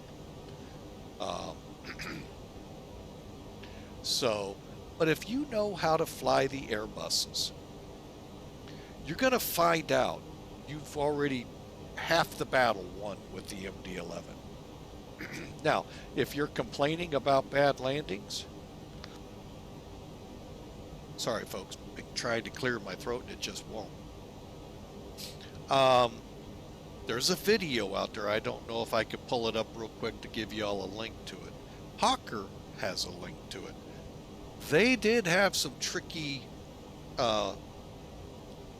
problems with the landings on that. Hence why I think the airlines that took them kind of sidelined them, but the cargo companies, well, one, got a heck of a deal on them, and two, just ate them up. FedEx, UPS, Lufthansa cargo just gobbled them, along with a whole bunch of others. So really a fascinating video out there on the reason why the MD-11 was good, but yet not great, if I can paraphrase it correctly. But again, you know an Airbus, you've got 50% of the battle won. You can do the McDo, piece of cake. I'm sorry, FMC. See, it's an Airbus. And if you know the Mad Dogs, well, you got that other piece of the puzzle figured out. But folks, it is not as daunting of a plane as many make it out to be. The other problem, and this is possibly just rotate. Oh, it's no longer available. Oh, that bummer. Anyway, if it comes back out, I'll try to shoot it out there, folks. But anyway, the only thing, and I can't tie in yet if that's a rotate issue or if that's just how the MD-11 was, and that's that CG having to be between 30 and 31%. But folks, the MD-11 is not as a daunting aircraft as you think. It's just, you got to be ready. You're flying a heavy aircraft. So there's one challenge, but that can be overcome in a couple flights. And fly the tutorial once or twice, folks. You'll understand just how simple it is to set up and fly. And but anyway, we're in an A320NEO, so we're a lot smaller than the. Wow, we getting lightning like that around us? What the heck? Or is that F-14 shooting at us behind us? Thinking he's on digital combat sim.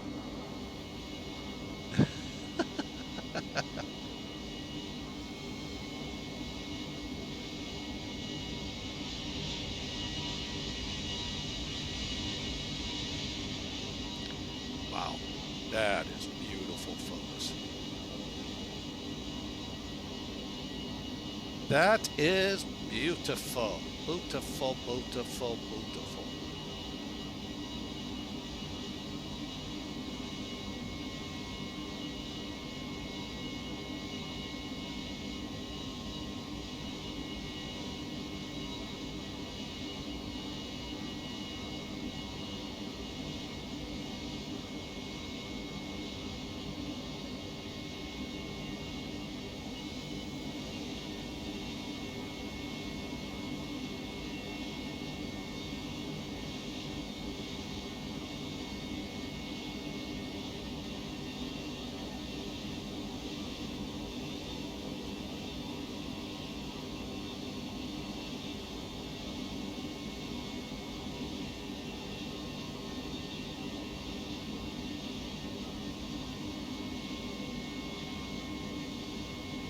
All right, folks. Hope you've enjoyed. That is beautiful sunset behind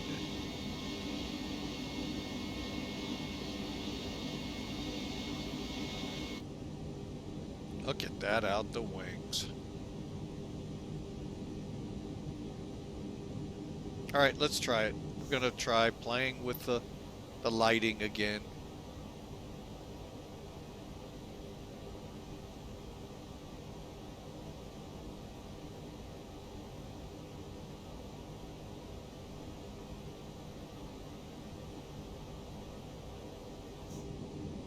Okay. Might have worked. Oh, wait. Wrong way. Yeah, I mean, it's darkened. Your vote is to try DCS again. That's because it's been updated multiple times since back in the days of pterodactyls. If if it hadn't been updated, I'd tell you to... Oh, Hawker. I hope you enjoy flying. I hope you're able to get in touch with Spaceman and whatever you two needed to hash out.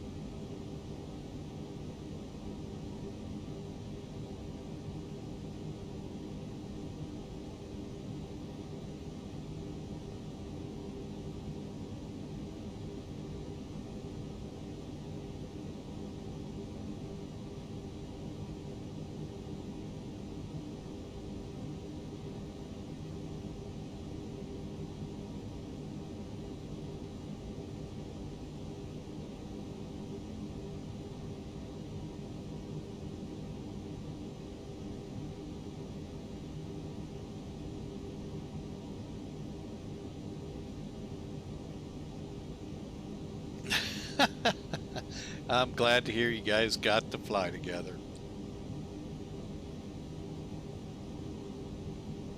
All right. Now that's actually doing a pretty good job. All right.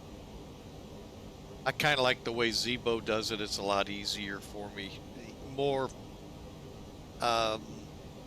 simplistic than what I'd have to do here when we're starting our descent.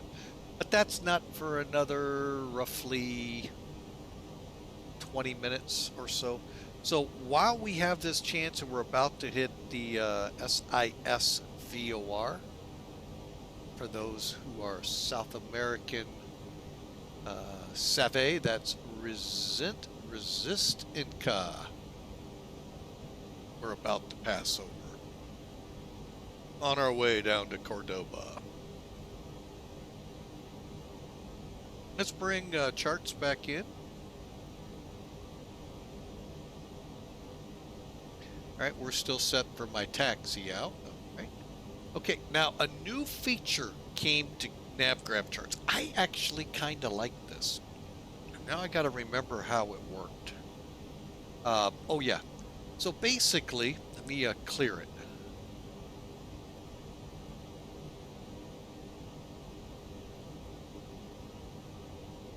I can't remember how to clear it. Oh, you gotta love that when that happens, folks.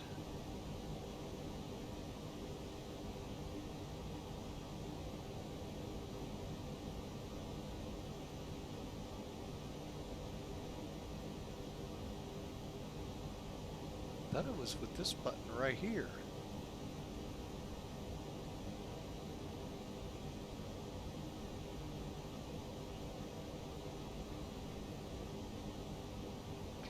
Well, I'd show it off, but I don't know where I did that at.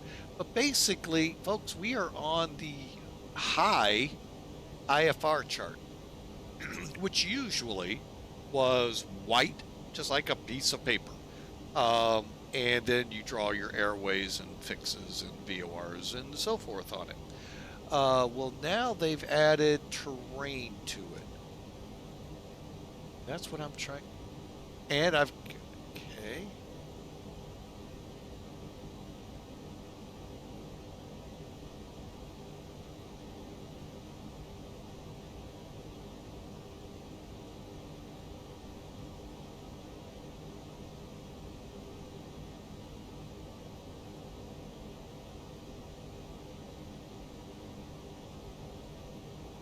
Here we go.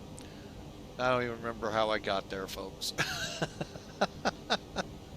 All right, so you have all of this now. You can actually take that and make it white again, just like it was before. Or you can throw the grid on it, country borders, warnings, high points, which, you know, when you're near the Andes is always a good thought. Waterway labels like you see out here. One that I really like, the Terminator, you can see that, and no, it's not the AI guy. But you can also turn on, is it land cover? Yeah, there we go.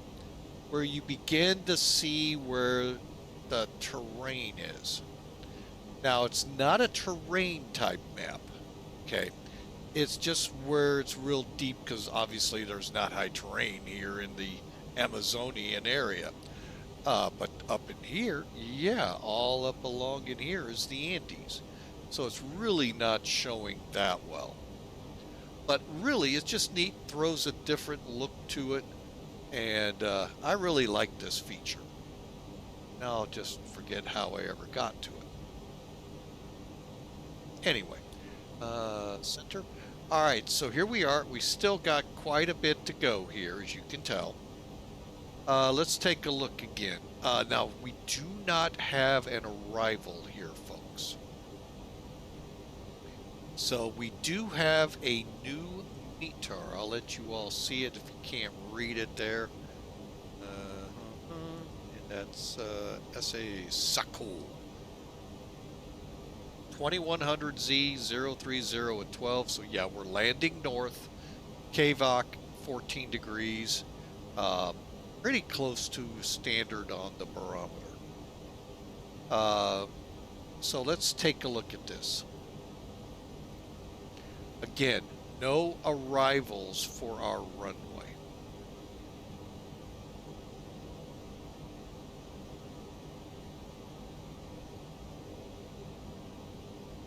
All right, we're going to take this jet chart in three rough sections here.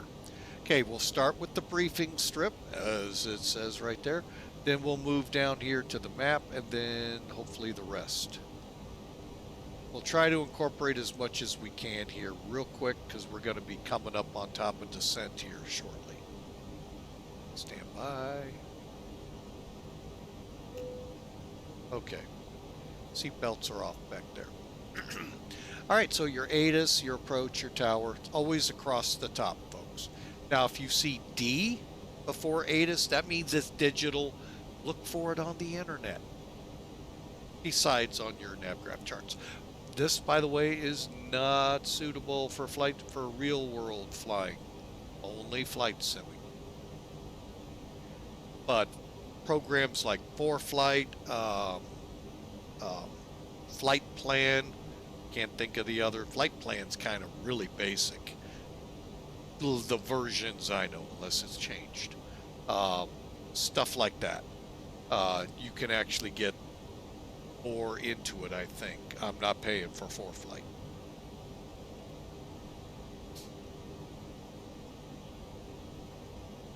All right, next line is where all the pilots are most concerned with, of course, missed approach and the rest.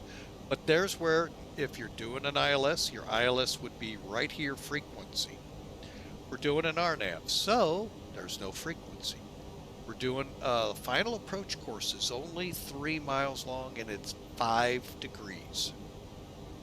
005.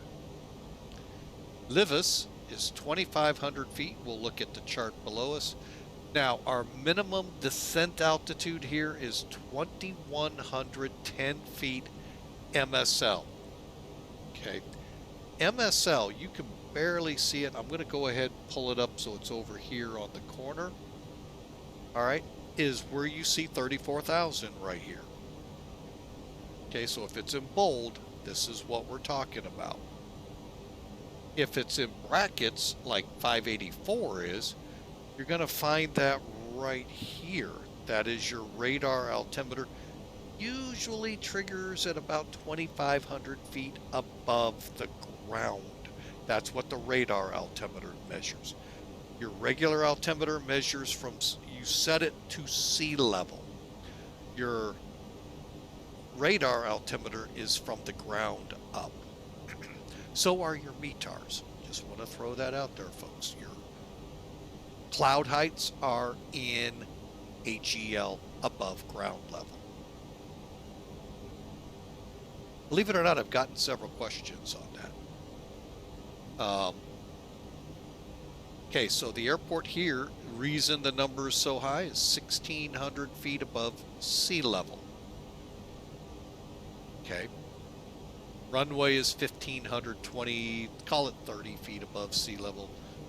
Here's our missed approach. You all can read that. I'm not going through it. We'll show it, but we're just gonna, you can read it. I'm gonna kind of ease it on down here. Whoops. And then here's some additional information. Runway elevation, 55 hectopascals. Translation by ATC, but the altitude is 3,500 feet. I really hate this one. I really hate that. And then it's an RNIV. Navigational procedure, not real. But anyway, so it's a more tighter, it's considered close to a precision approach. Required navigational performance. So you got to have certain things to be able to fly it. So it's a type of level performance required for a procedure. So in this case, we'll find out what the numbers are for flying it in a second. Down below here. All right, and then speaking of down below, let's kind of pull back just a little. All right, so we are gonna fly to Pagar, be at flight level 5,000, or just call it 5,000 feet. Reason it still says FL is we haven't passed the transition at 3,500.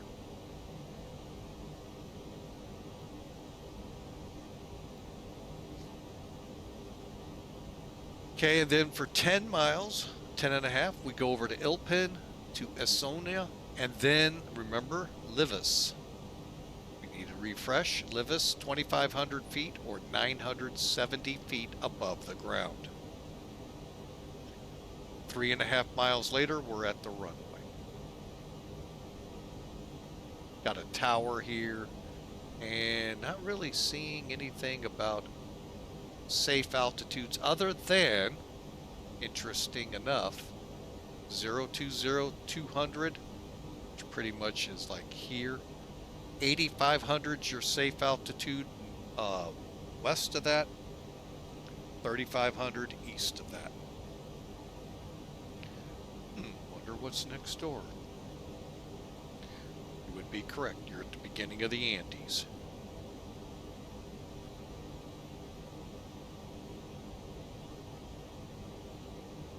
And you can see all of these little airports. There's a lot of them. Again, giving you an idea of altitudes to be at from 2.9, that's right here, folks. 2.3 miles.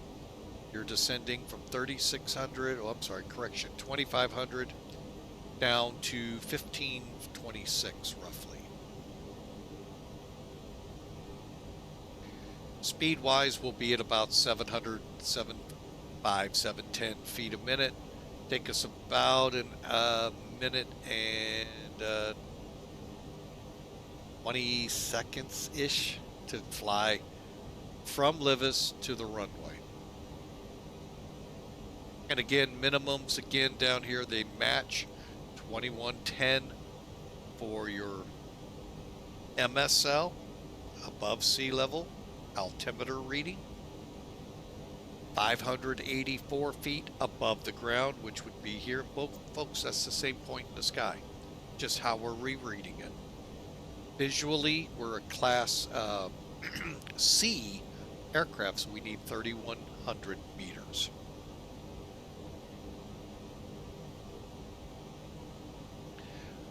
And let's look at it.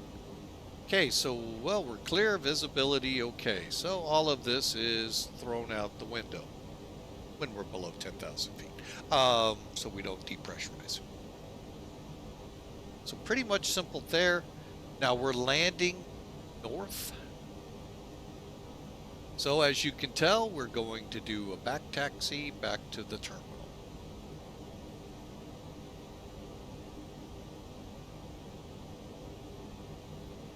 All right, and there you go, folks. There's where we are right now.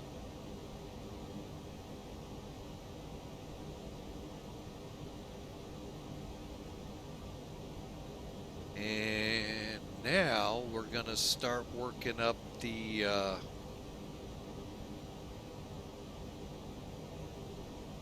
landing performance. Let's just cast our eye here. 200 miles out. What I'm looking at is right here, top of descent, 200 miles. So let's get over here. Great chart for takeoff. Well, it's just as good for landing. However, look, we have the METAR. I wish that was on this page. All right, was that our latest? Yes. Okay, well, that makes things really simple. The METAR said clear and visibility okay, so we're dry. 1014, we know that already from where we were. Runway are 14 degrees, and there's our wind.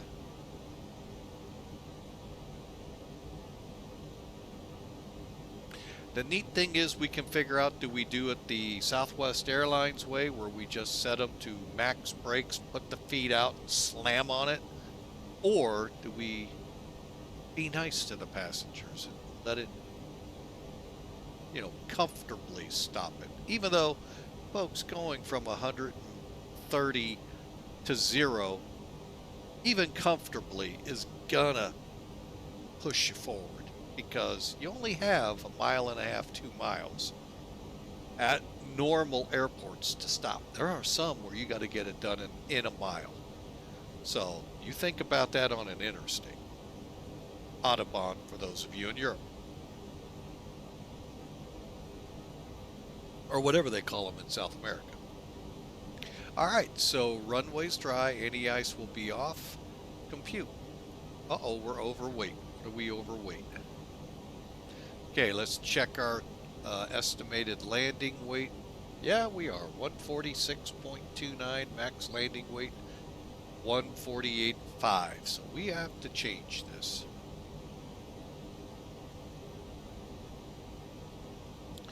We're estimating 146. Let's call it 146.3. Now let's see. Oh, look at that. Now we're okay. It just dropped 4,000. And where did I get this? Okay, let me show you.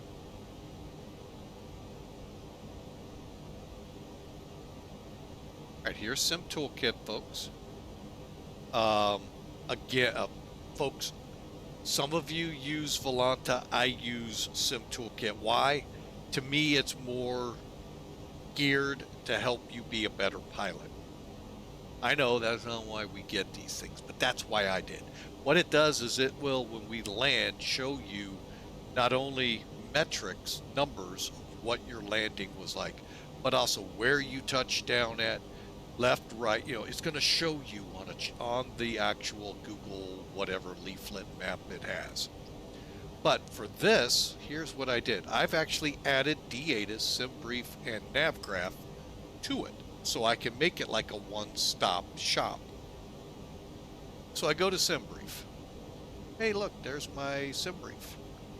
View saved account or flights. View this flight.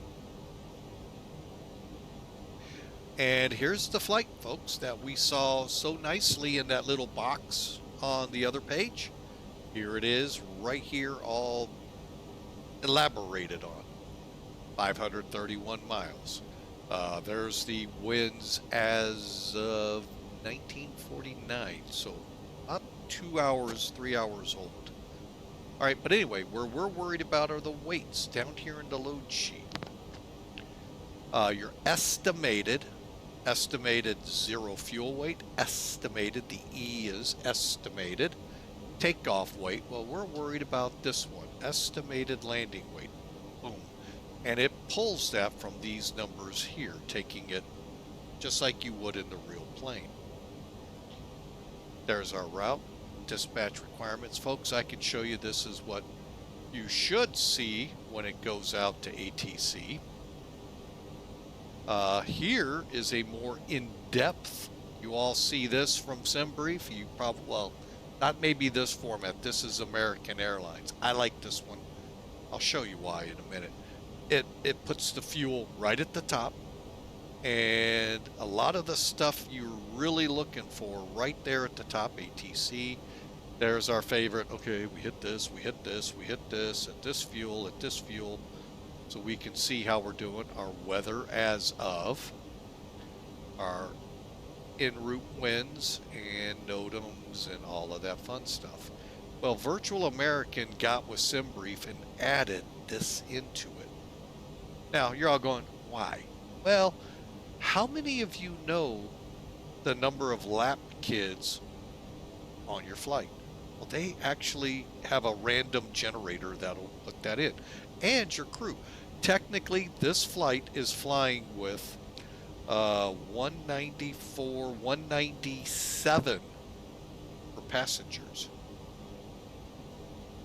That's correct, folks. 197, as we'll call it, souls on board, affectionately called SOBs, is what's technically going to be called in on an emergency to the emergency crews.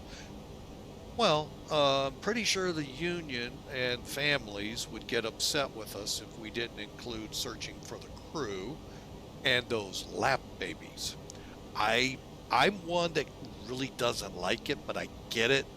I get it, but if you only knew, you would think about paying for that seat and bringing your car seat on. They're sitting in your lap, and God forbid something happens with the plane.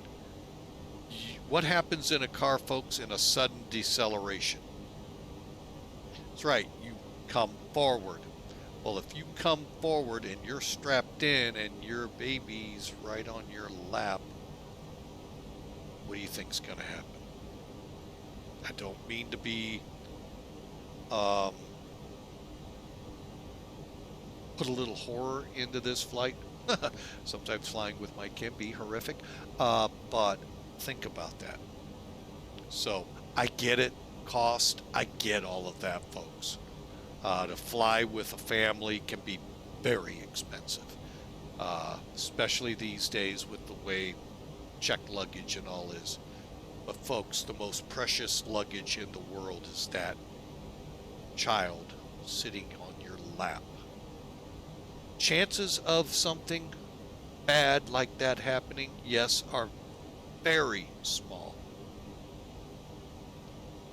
They do happen.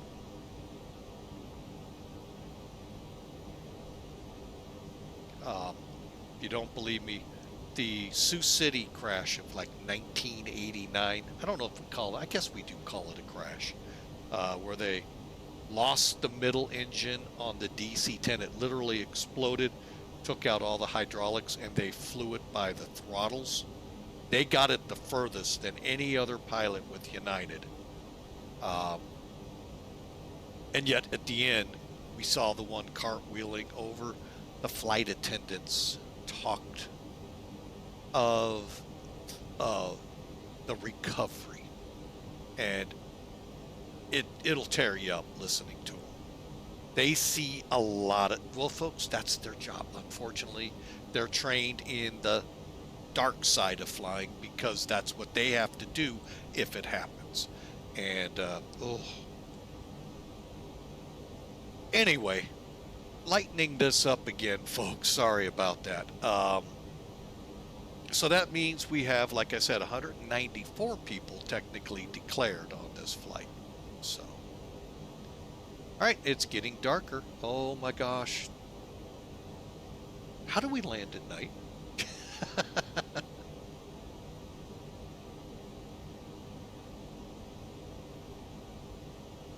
And one last thing on what we just went through, folks. I am not making it where I'm being critical of those. Like I said, I get it. I know how expensive flying is. I see it every day. Yeah. So, I just wanted to make that. I just want you to understand I'm not being critical of you guys that take them and set them in your laps. I'm just letting you know what could happen. So we're halfway there. We've got our speeds. We're going to verify everything up here as we draw closer to the top of descent. I like to do it at about 80-ish here. So what we're going to do first, right now, let's do a quick system check. And a quick system check is actually not quick. What I do is click the word all. And then I just pull it out. I'm trying to think how I can do this easy. We'll do it like this for now, but when we get to fuel, we'll have to change gears a little bit. All right, so all, here's your engines. Just make sure everything's green. Your vibrations on your engines look good. All your instrumentation's green. And then all you do here, folks, is you just click all. Next up is your bleed system, how the air gets from the engine into the packs that then will allow you to breathe. All of that fun stuff comes from the bleed section of the page here. Then the pressurization, again, partially what keeps you alive at 32,000 feet. Go ahead and get rid of that. It's just an annoyance. Next up's the electrical system. If you're ever curious how electrics work in the plane, or at least the general way it moves from engine to AC to transformer to DC and so forth, plus your different things. Again, we're looking to make sure everything's green. All. Hydraulics.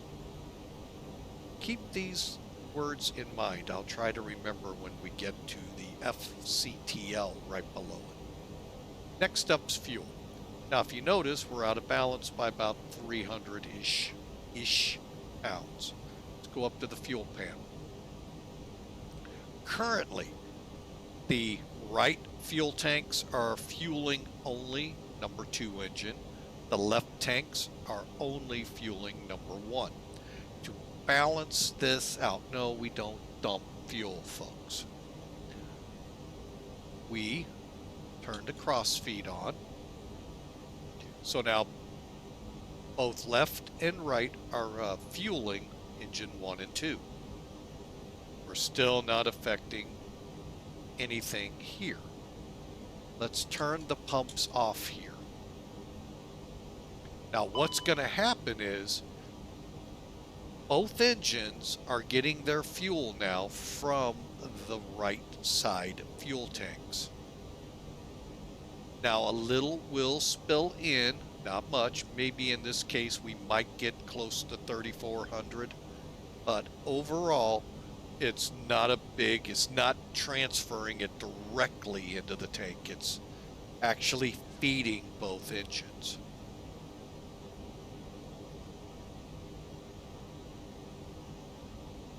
You just saw a little bit go up here. Again, it's just some spillover that gets in. But we're now getting there a lot quicker. It should take roughly 5-ish minutes, I've been told. I don't fly them for real, folks, so I don't know for real. Would love to fly this simulator for real once out there, or even if they'd let me fly it. I doubt that one.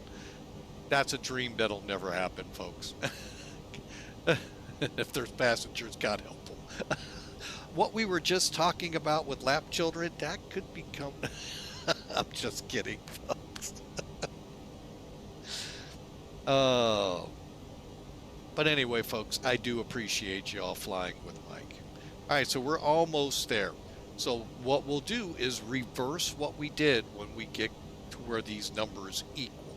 So we'll turn the pumps on first, then the crossfeed. Okay. Unfortunately, we got to go back down, click fuel. It's so much easier in the plane because all you got to do is push it and watch the gauge. But they can't do this. All right, so we're even. Engines and all seem to be doing good. Turn off your...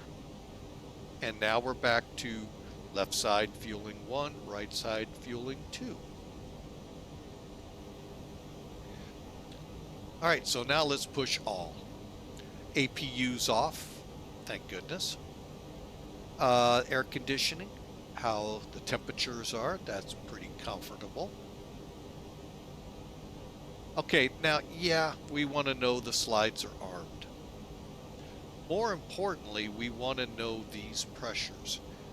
These are the tanks in the cockpit, folks, that if we have to do an emergency descent or go on air, the pilot has air. If they're below a certain level, the airplane has to be resurfaced. Wheels, covers are closed, and the brakes are good. All right, remember what we talked about here, green, blue, yellow. I was going to tell you about here. All right, I'm going to blow this up. All right, speed brakes, okay? They're down. Everything's where they're supposed to be, right? Well, right here you see GBY, green, blue, yellow. That's what powers your speed brakes, all 3 systems.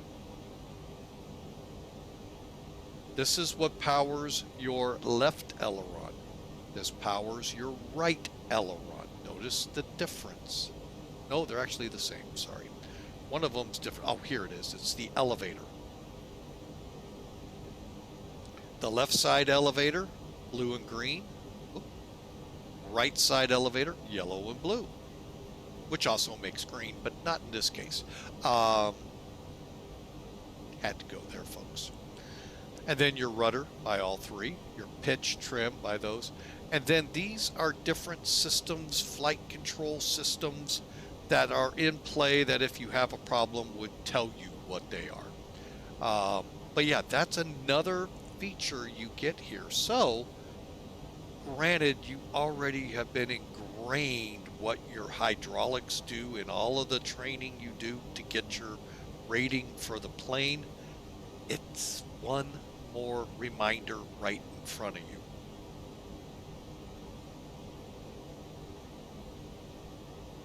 We flight simmers, unless you turn faults on and need to know what the heck do I do to get out of this problem, if you don't turn faults on, folks, more than likely you'll never go to this page. In flight. Next up will be our statuses, which is normal, and then we're back to our general page where we can glance down and say, yep, everything seems cool. So that's system check. Usually you can just go boom, boom, Make sure everything quickly.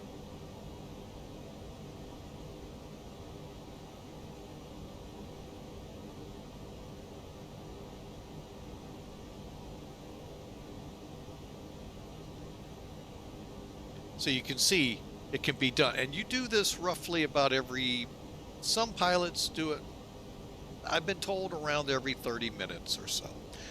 More or less, depending, on your crew. Now, I told you at about 80 miles out, we start thinking descent. Let's get it going. All right, let's get our numbers in first. Okay, we've already got our arrival. We already know we're going, well, let's double check. Okay, we're going straight down to Asuda. Then we go down to Hagar, Ilpen, Isono, and you can be following this here, folks. And there's our runway. Okay, back to perf. Now, we can go next phase, over to here.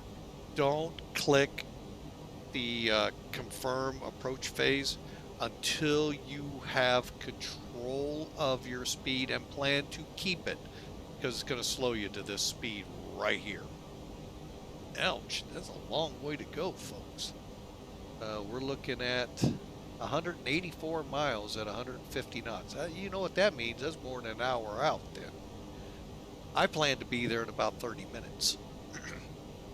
All right, so let's get over here and play with this one more time. Come over here. Reason I'm doing this, if there is a new METAR, it may show it.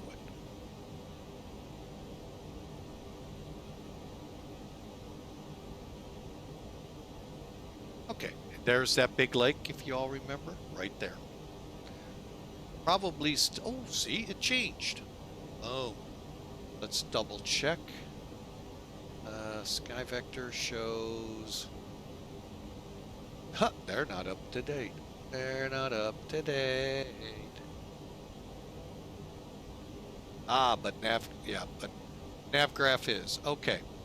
So we're still good for runway 1. Our winds are 040 at 8, calming down a bit. Still KVOC, 12 degrees. And we're still at a 10-14. Nothing significant. Oh, that word's so much fun sometimes. All right, compute. So here's our new margins. We got to have at least 4,400 feet of runway. We got to have 60, well, we'll have 6,600 afterwards. That's if we go low. If we go medium, everything comes right to us.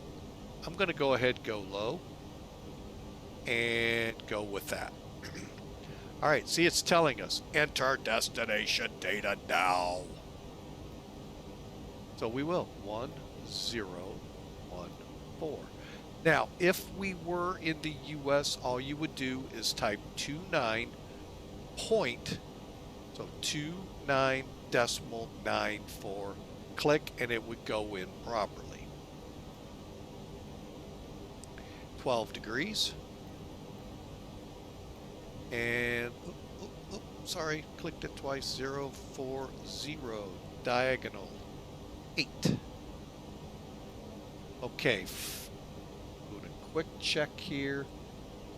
Transition 3,500, not 5. You know what, but if I keep it at 5,000, that's actually pretty good. All right, minimums. Let me bring that in here real quick. Now, I was told, and you guys that might be real world airline guys, dispatch guys, I know we have one or two of you out there, they go with MSL irregardless. Folks, it doesn't matter which one you choose, you have to choose one. Because let's just hypothetically say I put 2110 in for Barrow. And then, you know, I also want to put 584 in. It won't let both be there. So I'm going to go 2110.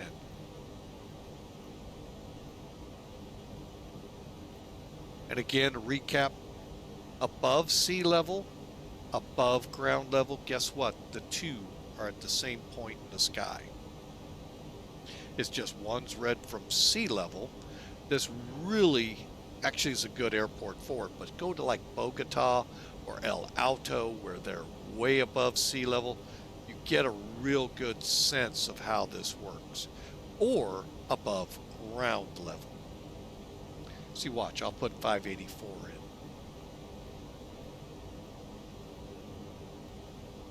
See, I can't have both. Now I like 2110. Let's do that. See, it will not let you have both. All right, so so that's something, you know, you'll have to set. Now you're set. So you can go back to perf, just don't click activate here until you have the speed where you're controlling it on the dial. Otherwise you slow to that F speed and boy, you're putt-putting all the way in, folks. And you'll probably have all your flaps out. Or you'll fall out of the sky. You know, depends how you want. If you want to land short, yeah, you know, just gonna be a couple thousand feet a minute. Actually, it's gonna be 3,000 or 4,000 feet a minute. To a pretty hard landing.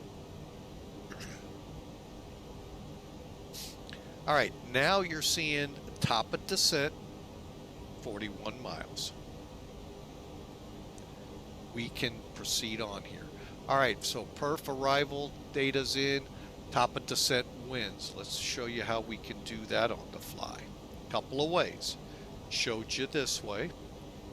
Function, wind data. Or go to F plan, pull wrong side. Left side here, folks, is your fix information, airways, holds, and so forth. I went to the wrong. I did a Boeing thing, folks. Right line select keys are your constraints for speed and altitude. Oh look, access winds. Why don't we do that? Why don't we request? Oh, look at that. And now we have the latest and greatest winds loaded.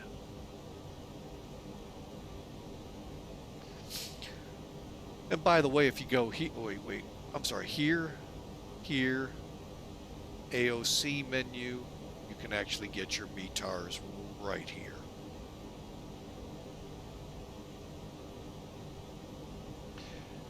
That little hockey stick, folks, is top of descent. All right, 20 miles before top of descent, we can start. We need to be down at 5,000 feet.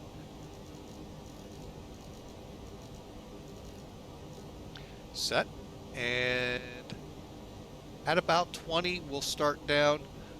We may go in, take it, we'll start with the dots, meaning managed, but we may press into an open descent where we're controlling the vertical speed or the FPA glide path, the actual path we want to descend at to reach our point.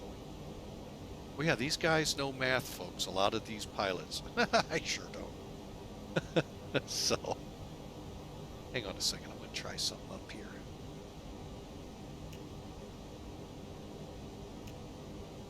See how that did. Oh. I can dim this out. This would be troublesome for a lot of pilots. They'd want these dimmed for night flight. And I did it trucking.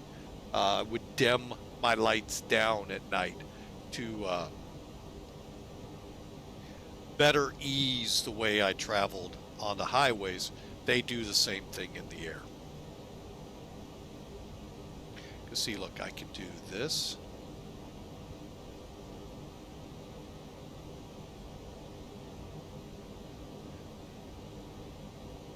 The big one you want to get, though, is this. Hang on, let me get them back to where I had them. So, and with Toliss, wherever you set these last, that's where they'll restart. So if I come up here, I believe it's this one. We'll dim them down, but I want to leave them up. I'm fine with it. It isn't hurting me. But they would be fine-tuning this down for night flight, especially if they got a long flight.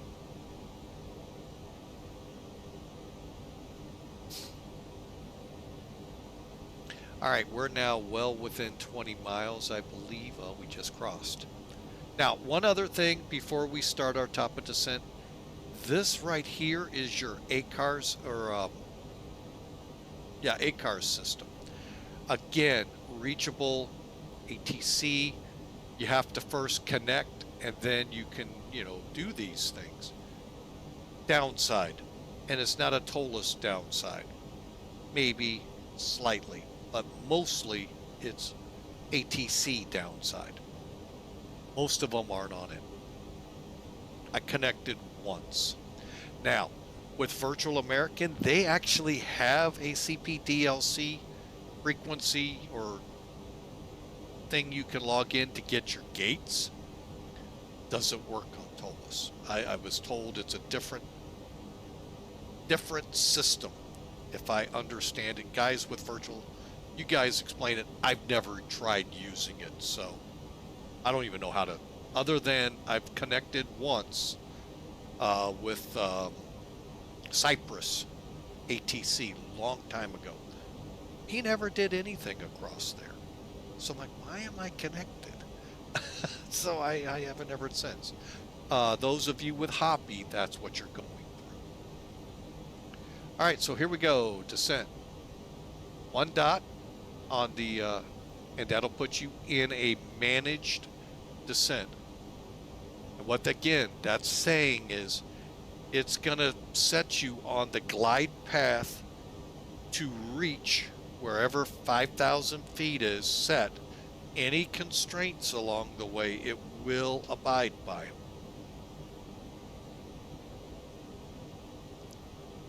So I've been told. I've really never fully tested that. We might hear in a couple of flights from now. All right, beautiful. Look at that. Ooh, look at that moon out there, folks. Just a sliver of it. So, but we are starting down. Thanks again for sticking with us. Hang on a second, folks. Does it seem like the light's tuned up? Still dark. Let's find out. Let's find out. This is something we're testing today.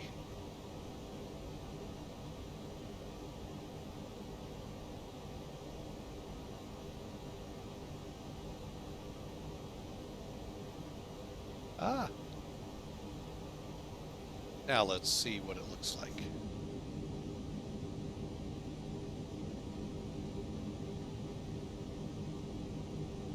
Okay, I think it's brighter. All right, so the auto, I don't get what that's supposed to do. So, all right, so as you can tell, we're still, let me just show you.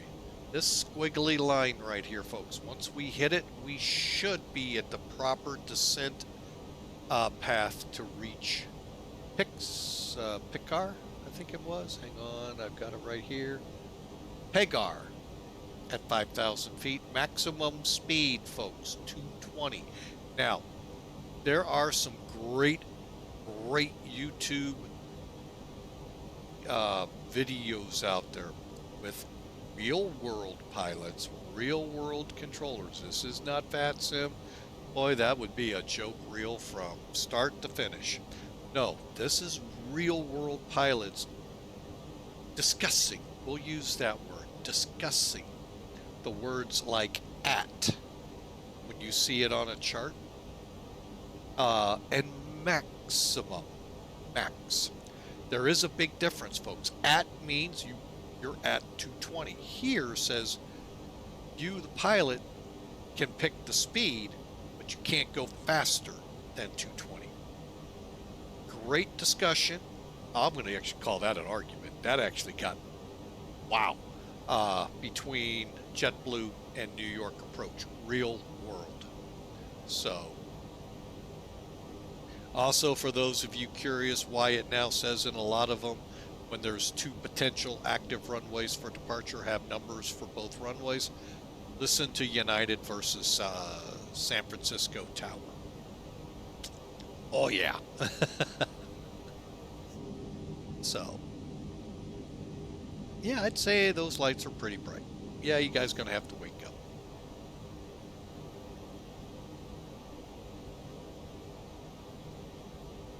All right, so we are roughly 15 minutes out of Cordoba. We won't be able to see it, but it was interesting to see what goes on there. Speaking like we did earlier about the amazing race, I'm glad to see them in South America.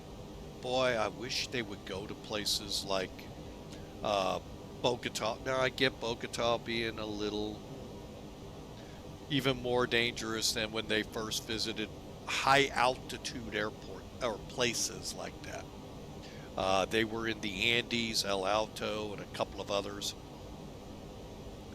Folks, the reason why they are so interesting, what the amazing race is, it's a race around the world. A dozen to 2 dozen teams race around the world on this, place by place by place every week. Of course, they're doing it a lot faster. And they have to do challenges in each of these places. Some are just mental, some are physical. Now, you get into those high altitude places like Bogota and El Alto, you're doing I don't care how physically fit you are. When you hit El Alto, folks, or you hit Bogota, or even Denver, unless you train in Denver, most of us will never see Bogota, let alone El Alto. You're talking well over a mile up MSL. Bogota is 1.5 miles.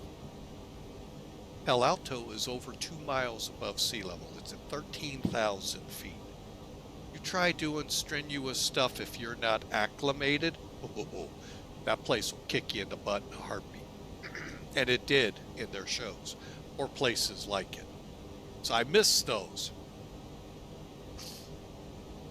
But yeah, it's just different challenges. Each area has their own challenge to the challengers because of the climate, whatever. So, but it's a really cool show if you get a chance to watch, especially if you go back to the first seasons where they were more along the west coast of South America, Ecuador, working your, Bogota through Ecuador down through the Peruvian Andes and Chile. Yeah, they were really getting their butts whopped. So.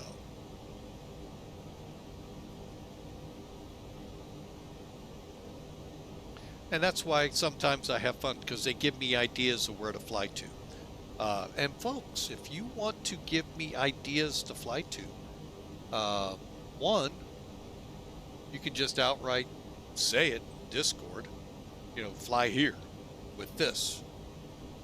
Or, like I said, I'm trying to get up to Barbados from Montebello. Now I have a little bit of a route in mind. It's the big stopping points, but there's gonna have to be some little intermediates along the way. Shoot me some ideas to the Discord channel. I'd love to have. And Hawker, it does not include going to Singapore to get from Montebello to Barbados. Inside joke there a little bit. He always puts in JFK to Singapore. No, not flying 18 hours, folks. Unless we're doing it for a charity or something of great cause, 18-hour streams are never easy to do.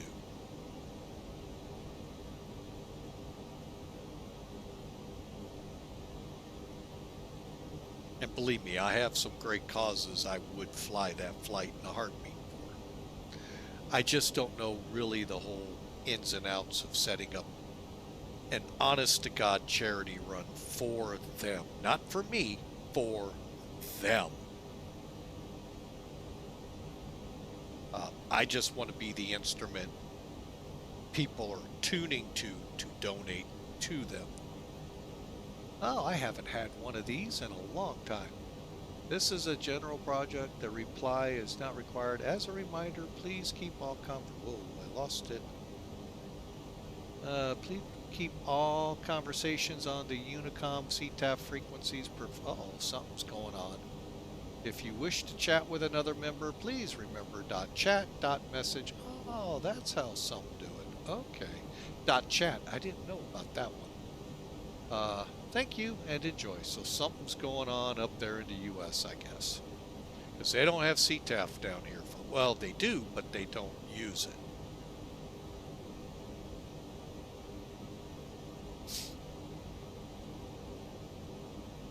So, yeah, shoot me something in Discord there, an idea how to get from the southern part of South America up to Barbados.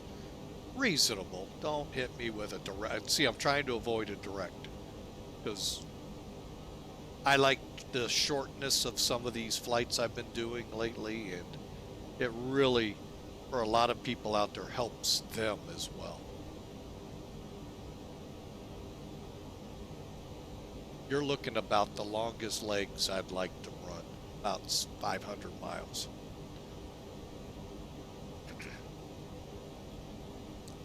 All right, now if you look down here on my nav display, you see we're coming to Asuda, then we're headed down to Pagar, and then we're basically just flying the green line here. All right, so let's continue on here. We're doing pretty good. Everything looks good. Only thing I'm concerned about, I don't see a hockey stick on Pagar. So we're going to go into an open descent. All right, so you come back to your, here, let's just do it this way. Come back to your selector for your altitude. Single dot puts you in manage. Dual dot puts you in open, and it says open descent right there. Then you come over here, you're at 2,000 feet a minute. We can steepen that up. There we go. That's what, let me just try something. There's the hockey stick. See it right there? Well, we need it here at Pagar. What do we? Let me check my,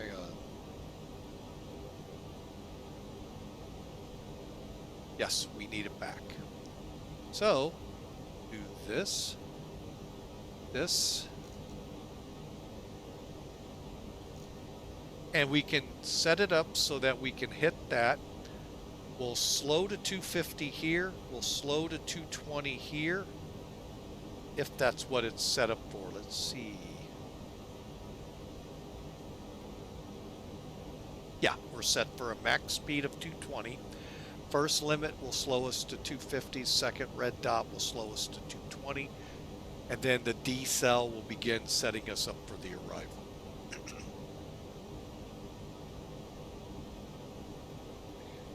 All right, so we're still not controlling speed, so I'm not clicking this. Now we do want to watch our speed to make sure we stay on profile, which we are. And our profile still shows the hockey stick here, right in front of Pagar. Perfect.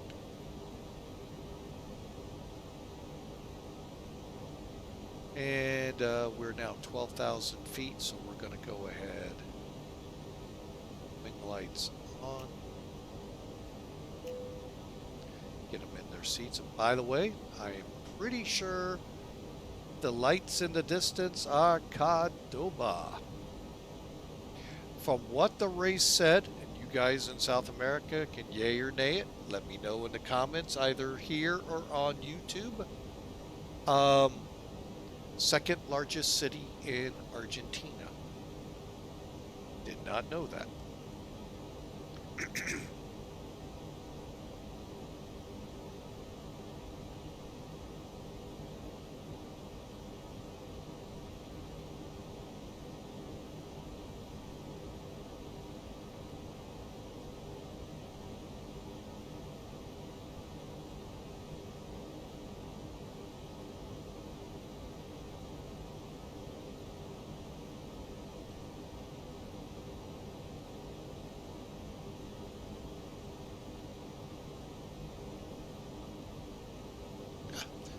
That's funny. The METAR is still showing 2100 when it's up to 2200 now. All right. That's fine. All right, folks. So we are approaching.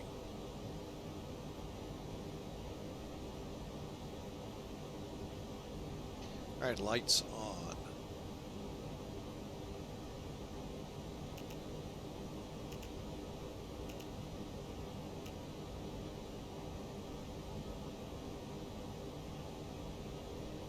All right, we're set. Let's do our final checks. Let's get this on LS. Constraints. I'm going to dial it down to 20. LS constraints. Okay. SAC 1. All right. And the RNIP has to be, folks,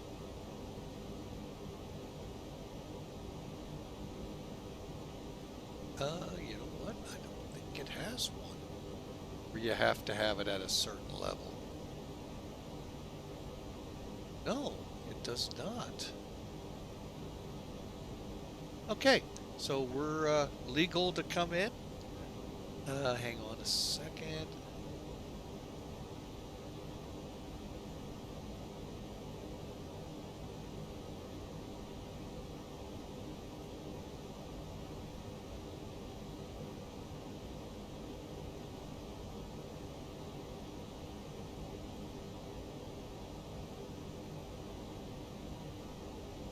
All right, we're on the map.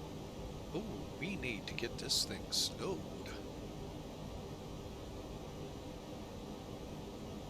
Forgot we were in control.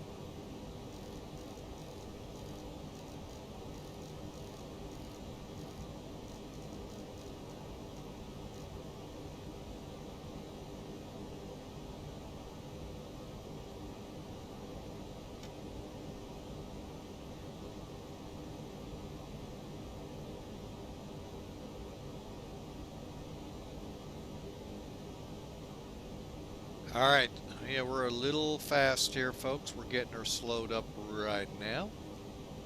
Still 220 by Ilpen, so hopefully we'll be within this 1.5 miles slowed pretty decently to 220.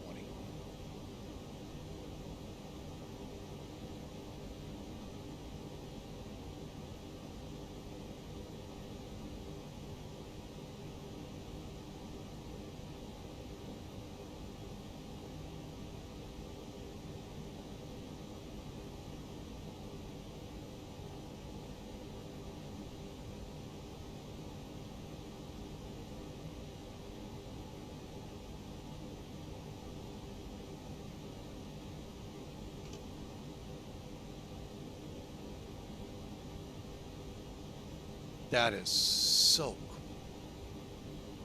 The moon out there, folks.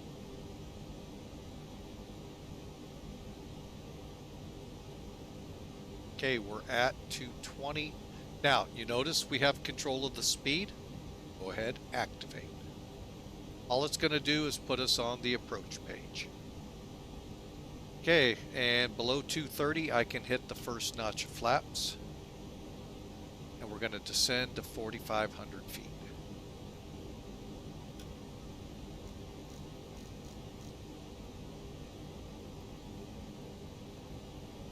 Then 3,600, slowing to 180. And then down to 2,500, and hopefully we'll see the airport.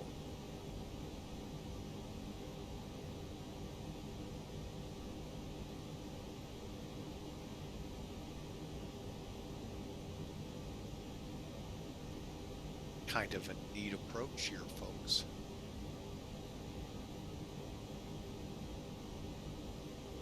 Coming into 4,500 before Ilmen, which is good, Ilpen. And then we'll get her set up to come down to 3,600 afterwards. I'll probably set speed first, then descent.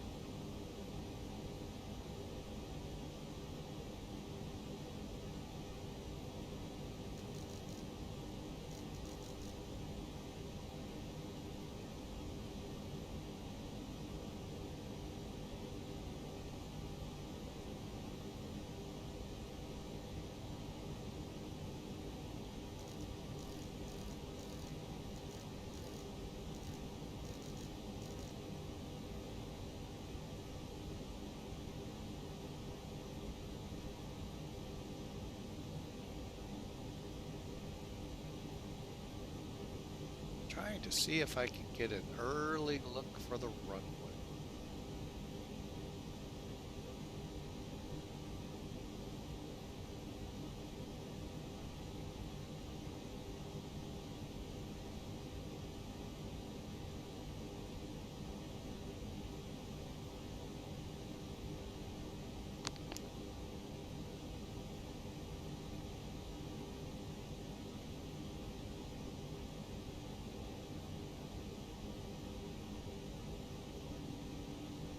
Córdoba traffic, Tame 572 approaching Isona on the RNAV runway 1 approach.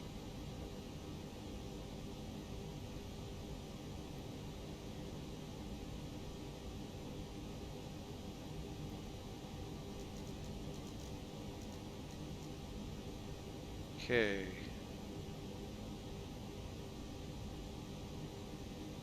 I'm kind of curious, are we going to actually have an approach?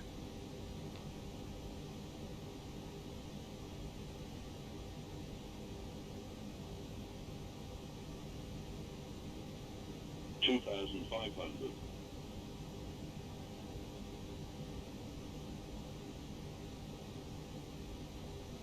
I'm going to give this a try here, folks.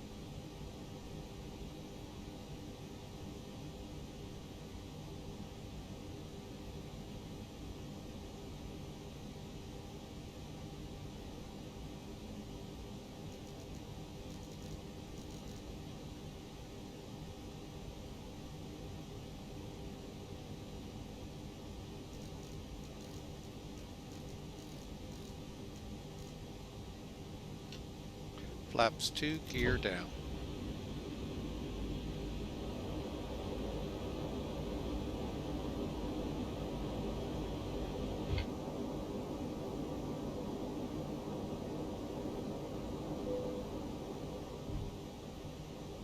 I think I got the runway.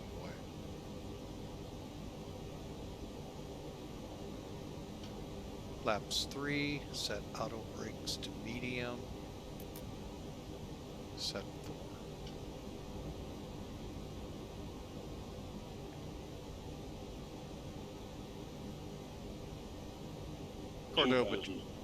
Córdoba traffic, Tame 572 approaching Livis. Initial fix for runway 1, final.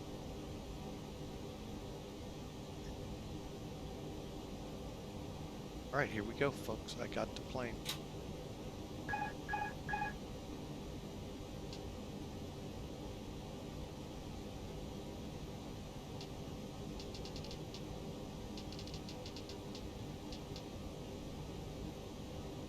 Flaps full.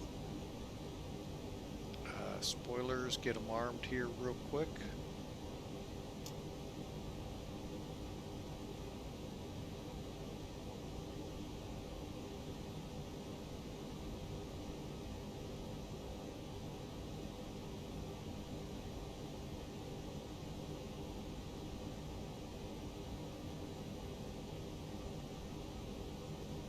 $1,000.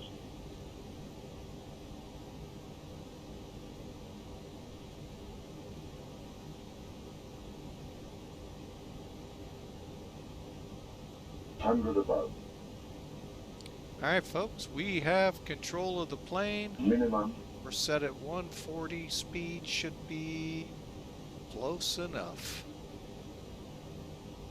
And Tame 572's final runway 1, Córdoba.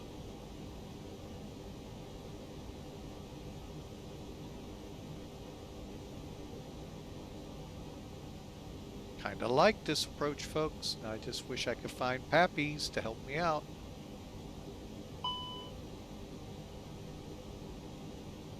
$400.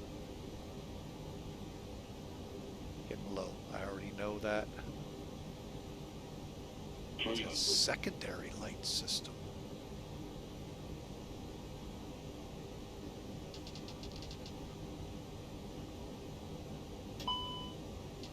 Okay, I have control of the throttles. $200. Stable landing. I thought we were supposed to have Pappies. $100.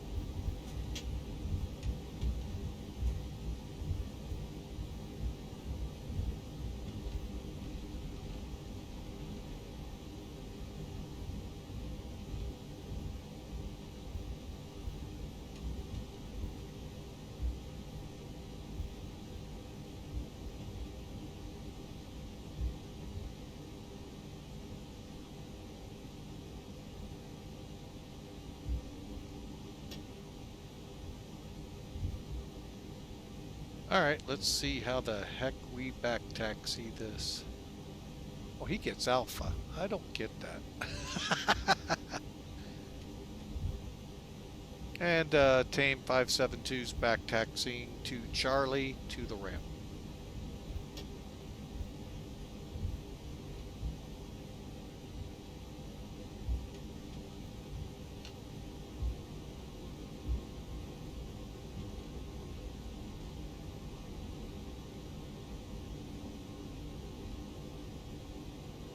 I have a feeling that was a little rough, folks. I think the ground got me a little bit there. Came up on me a little fast. Without the pappies helping me, that, oh well. We can woulda, coulda, and you know, we ended up doing a shoulda. Alright, let's get everything set. Spoilers down.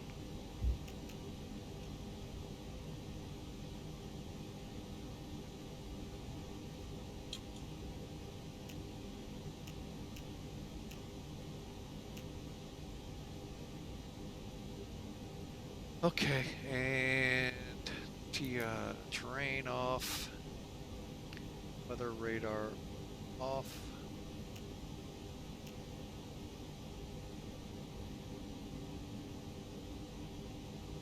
I think we'll go for that. You know what? I think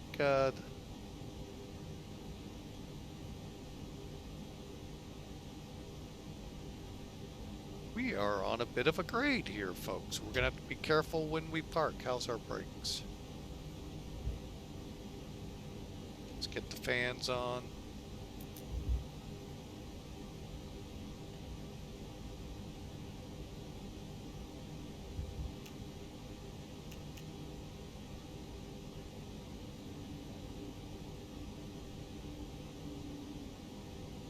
Wow, we're actually putting a lot of power to this thing to get it to move.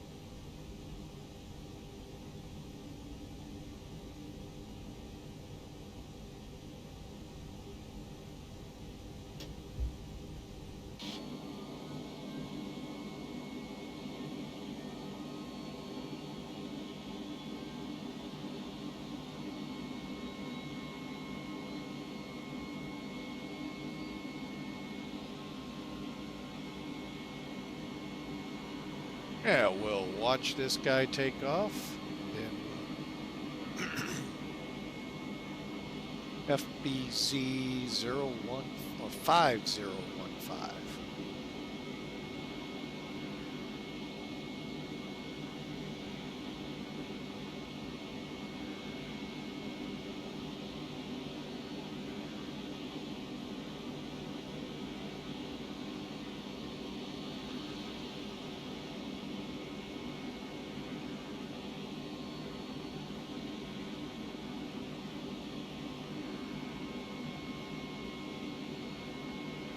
Nice job. Nice job.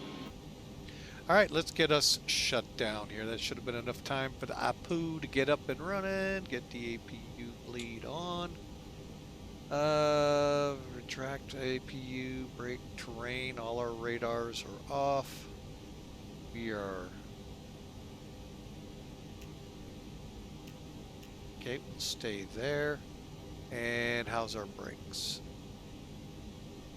Still trying to cool. Alright, well, we're going to shut the engines down.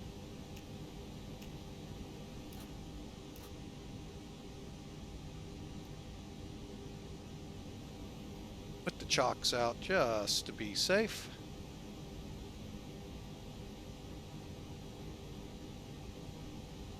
All right, folks, welcome to Córdoba.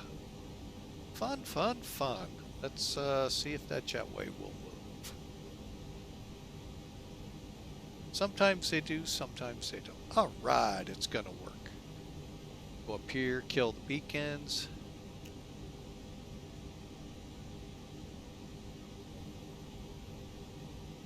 Actually, let's go ahead and turn the seatbelts off, start the automatic process. All right, we are done. Let's take a look at how horrible that landing was. Okay, sim tool. Mac Air was not 15 feet a minute. Oh my goodness. Oh, and it's pending, so we can do that. All right, let's bring Sim Toolkit in. That's more like I thought, 362 feet a minute. Hopefully I'll get it up here in time. No, you won't.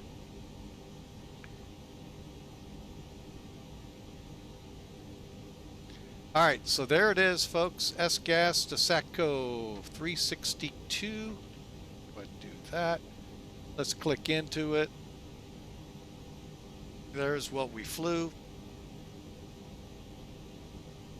All right, so an hour and 42 minutes, 500 miles, 3,500 kilograms of fuel.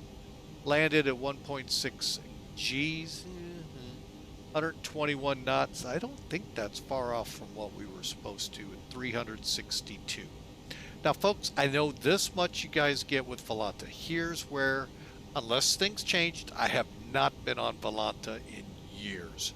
Well, in months. So I don't know how, if they've made changes. I do know you got to pay for things over there. I'm not familiar of anything I got to pay for here at Sim Toolkit. All right, right here is the end of the runway. Also the threshold, which is from there continuing forward is where you're supposed to land. Okay, and the aim is right here. You aim for these big white marks.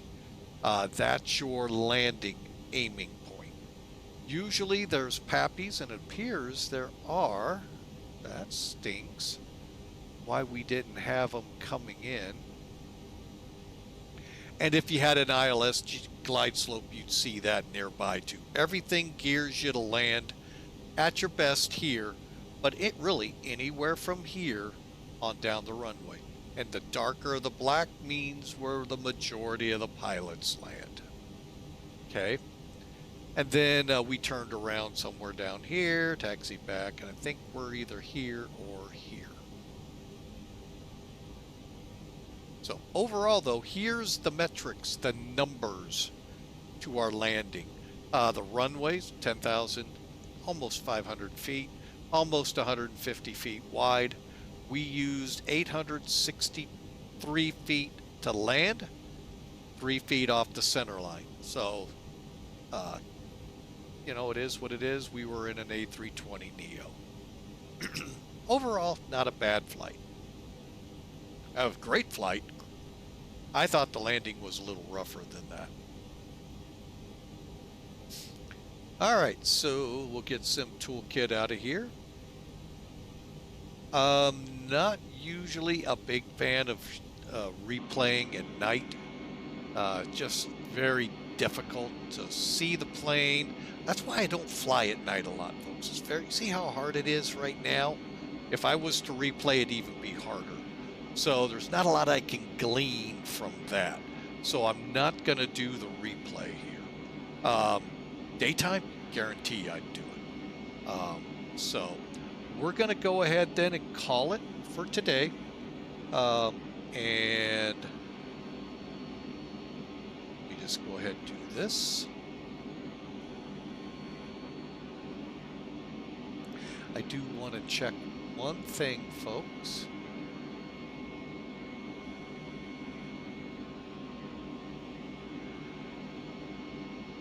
Okay, the aircraft that took off was headed to Argentina. Duh, we're in Argentina. To Buenos Aires. Do I know the guy? That's possible. So hope he has a great flight. I hope if he is listening, he has a great flight. Thanks for being with Flying with Mike. Otherwise, you know, we really did have a fun time. I want to thank Hawker125 for moderating today. Also, Bad Attitude for stopping in and saying, hey! And I am going to go ahead and start wrapping this up as soon as I can click the right place. And I really hope y'all have a great night. Be safe. We will be back tomorrow, hopefully, pretty close to the 10 o'clock a.m. start. I do have some things I need to get done later in the afternoon. But hope you enjoy Charlotte to Tampa. If you're curious what it's going to be, Discord channel, folks. Discord will give you the latest and greatest information.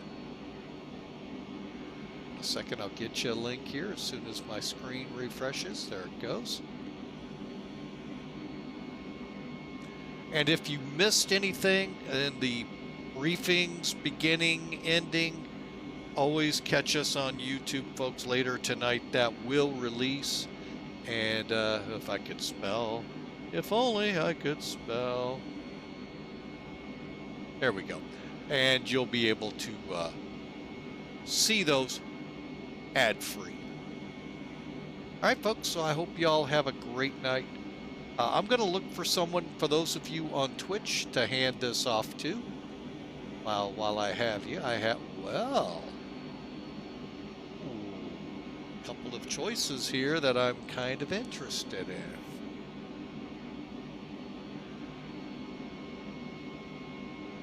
Hang on a second, folks. Bear with me as I check. You know what? Little different content coming at you, folks.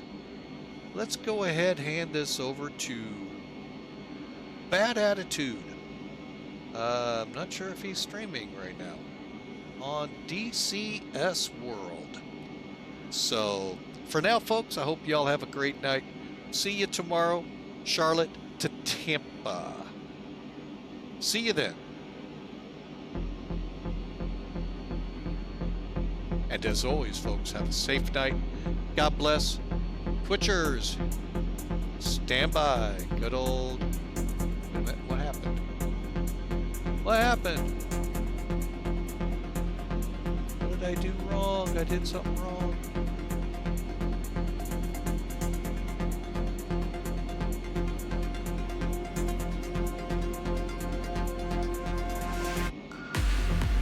Twitchers, get ready for Bad Attitude. B4D Attitude. DCS. See you all tomorrow.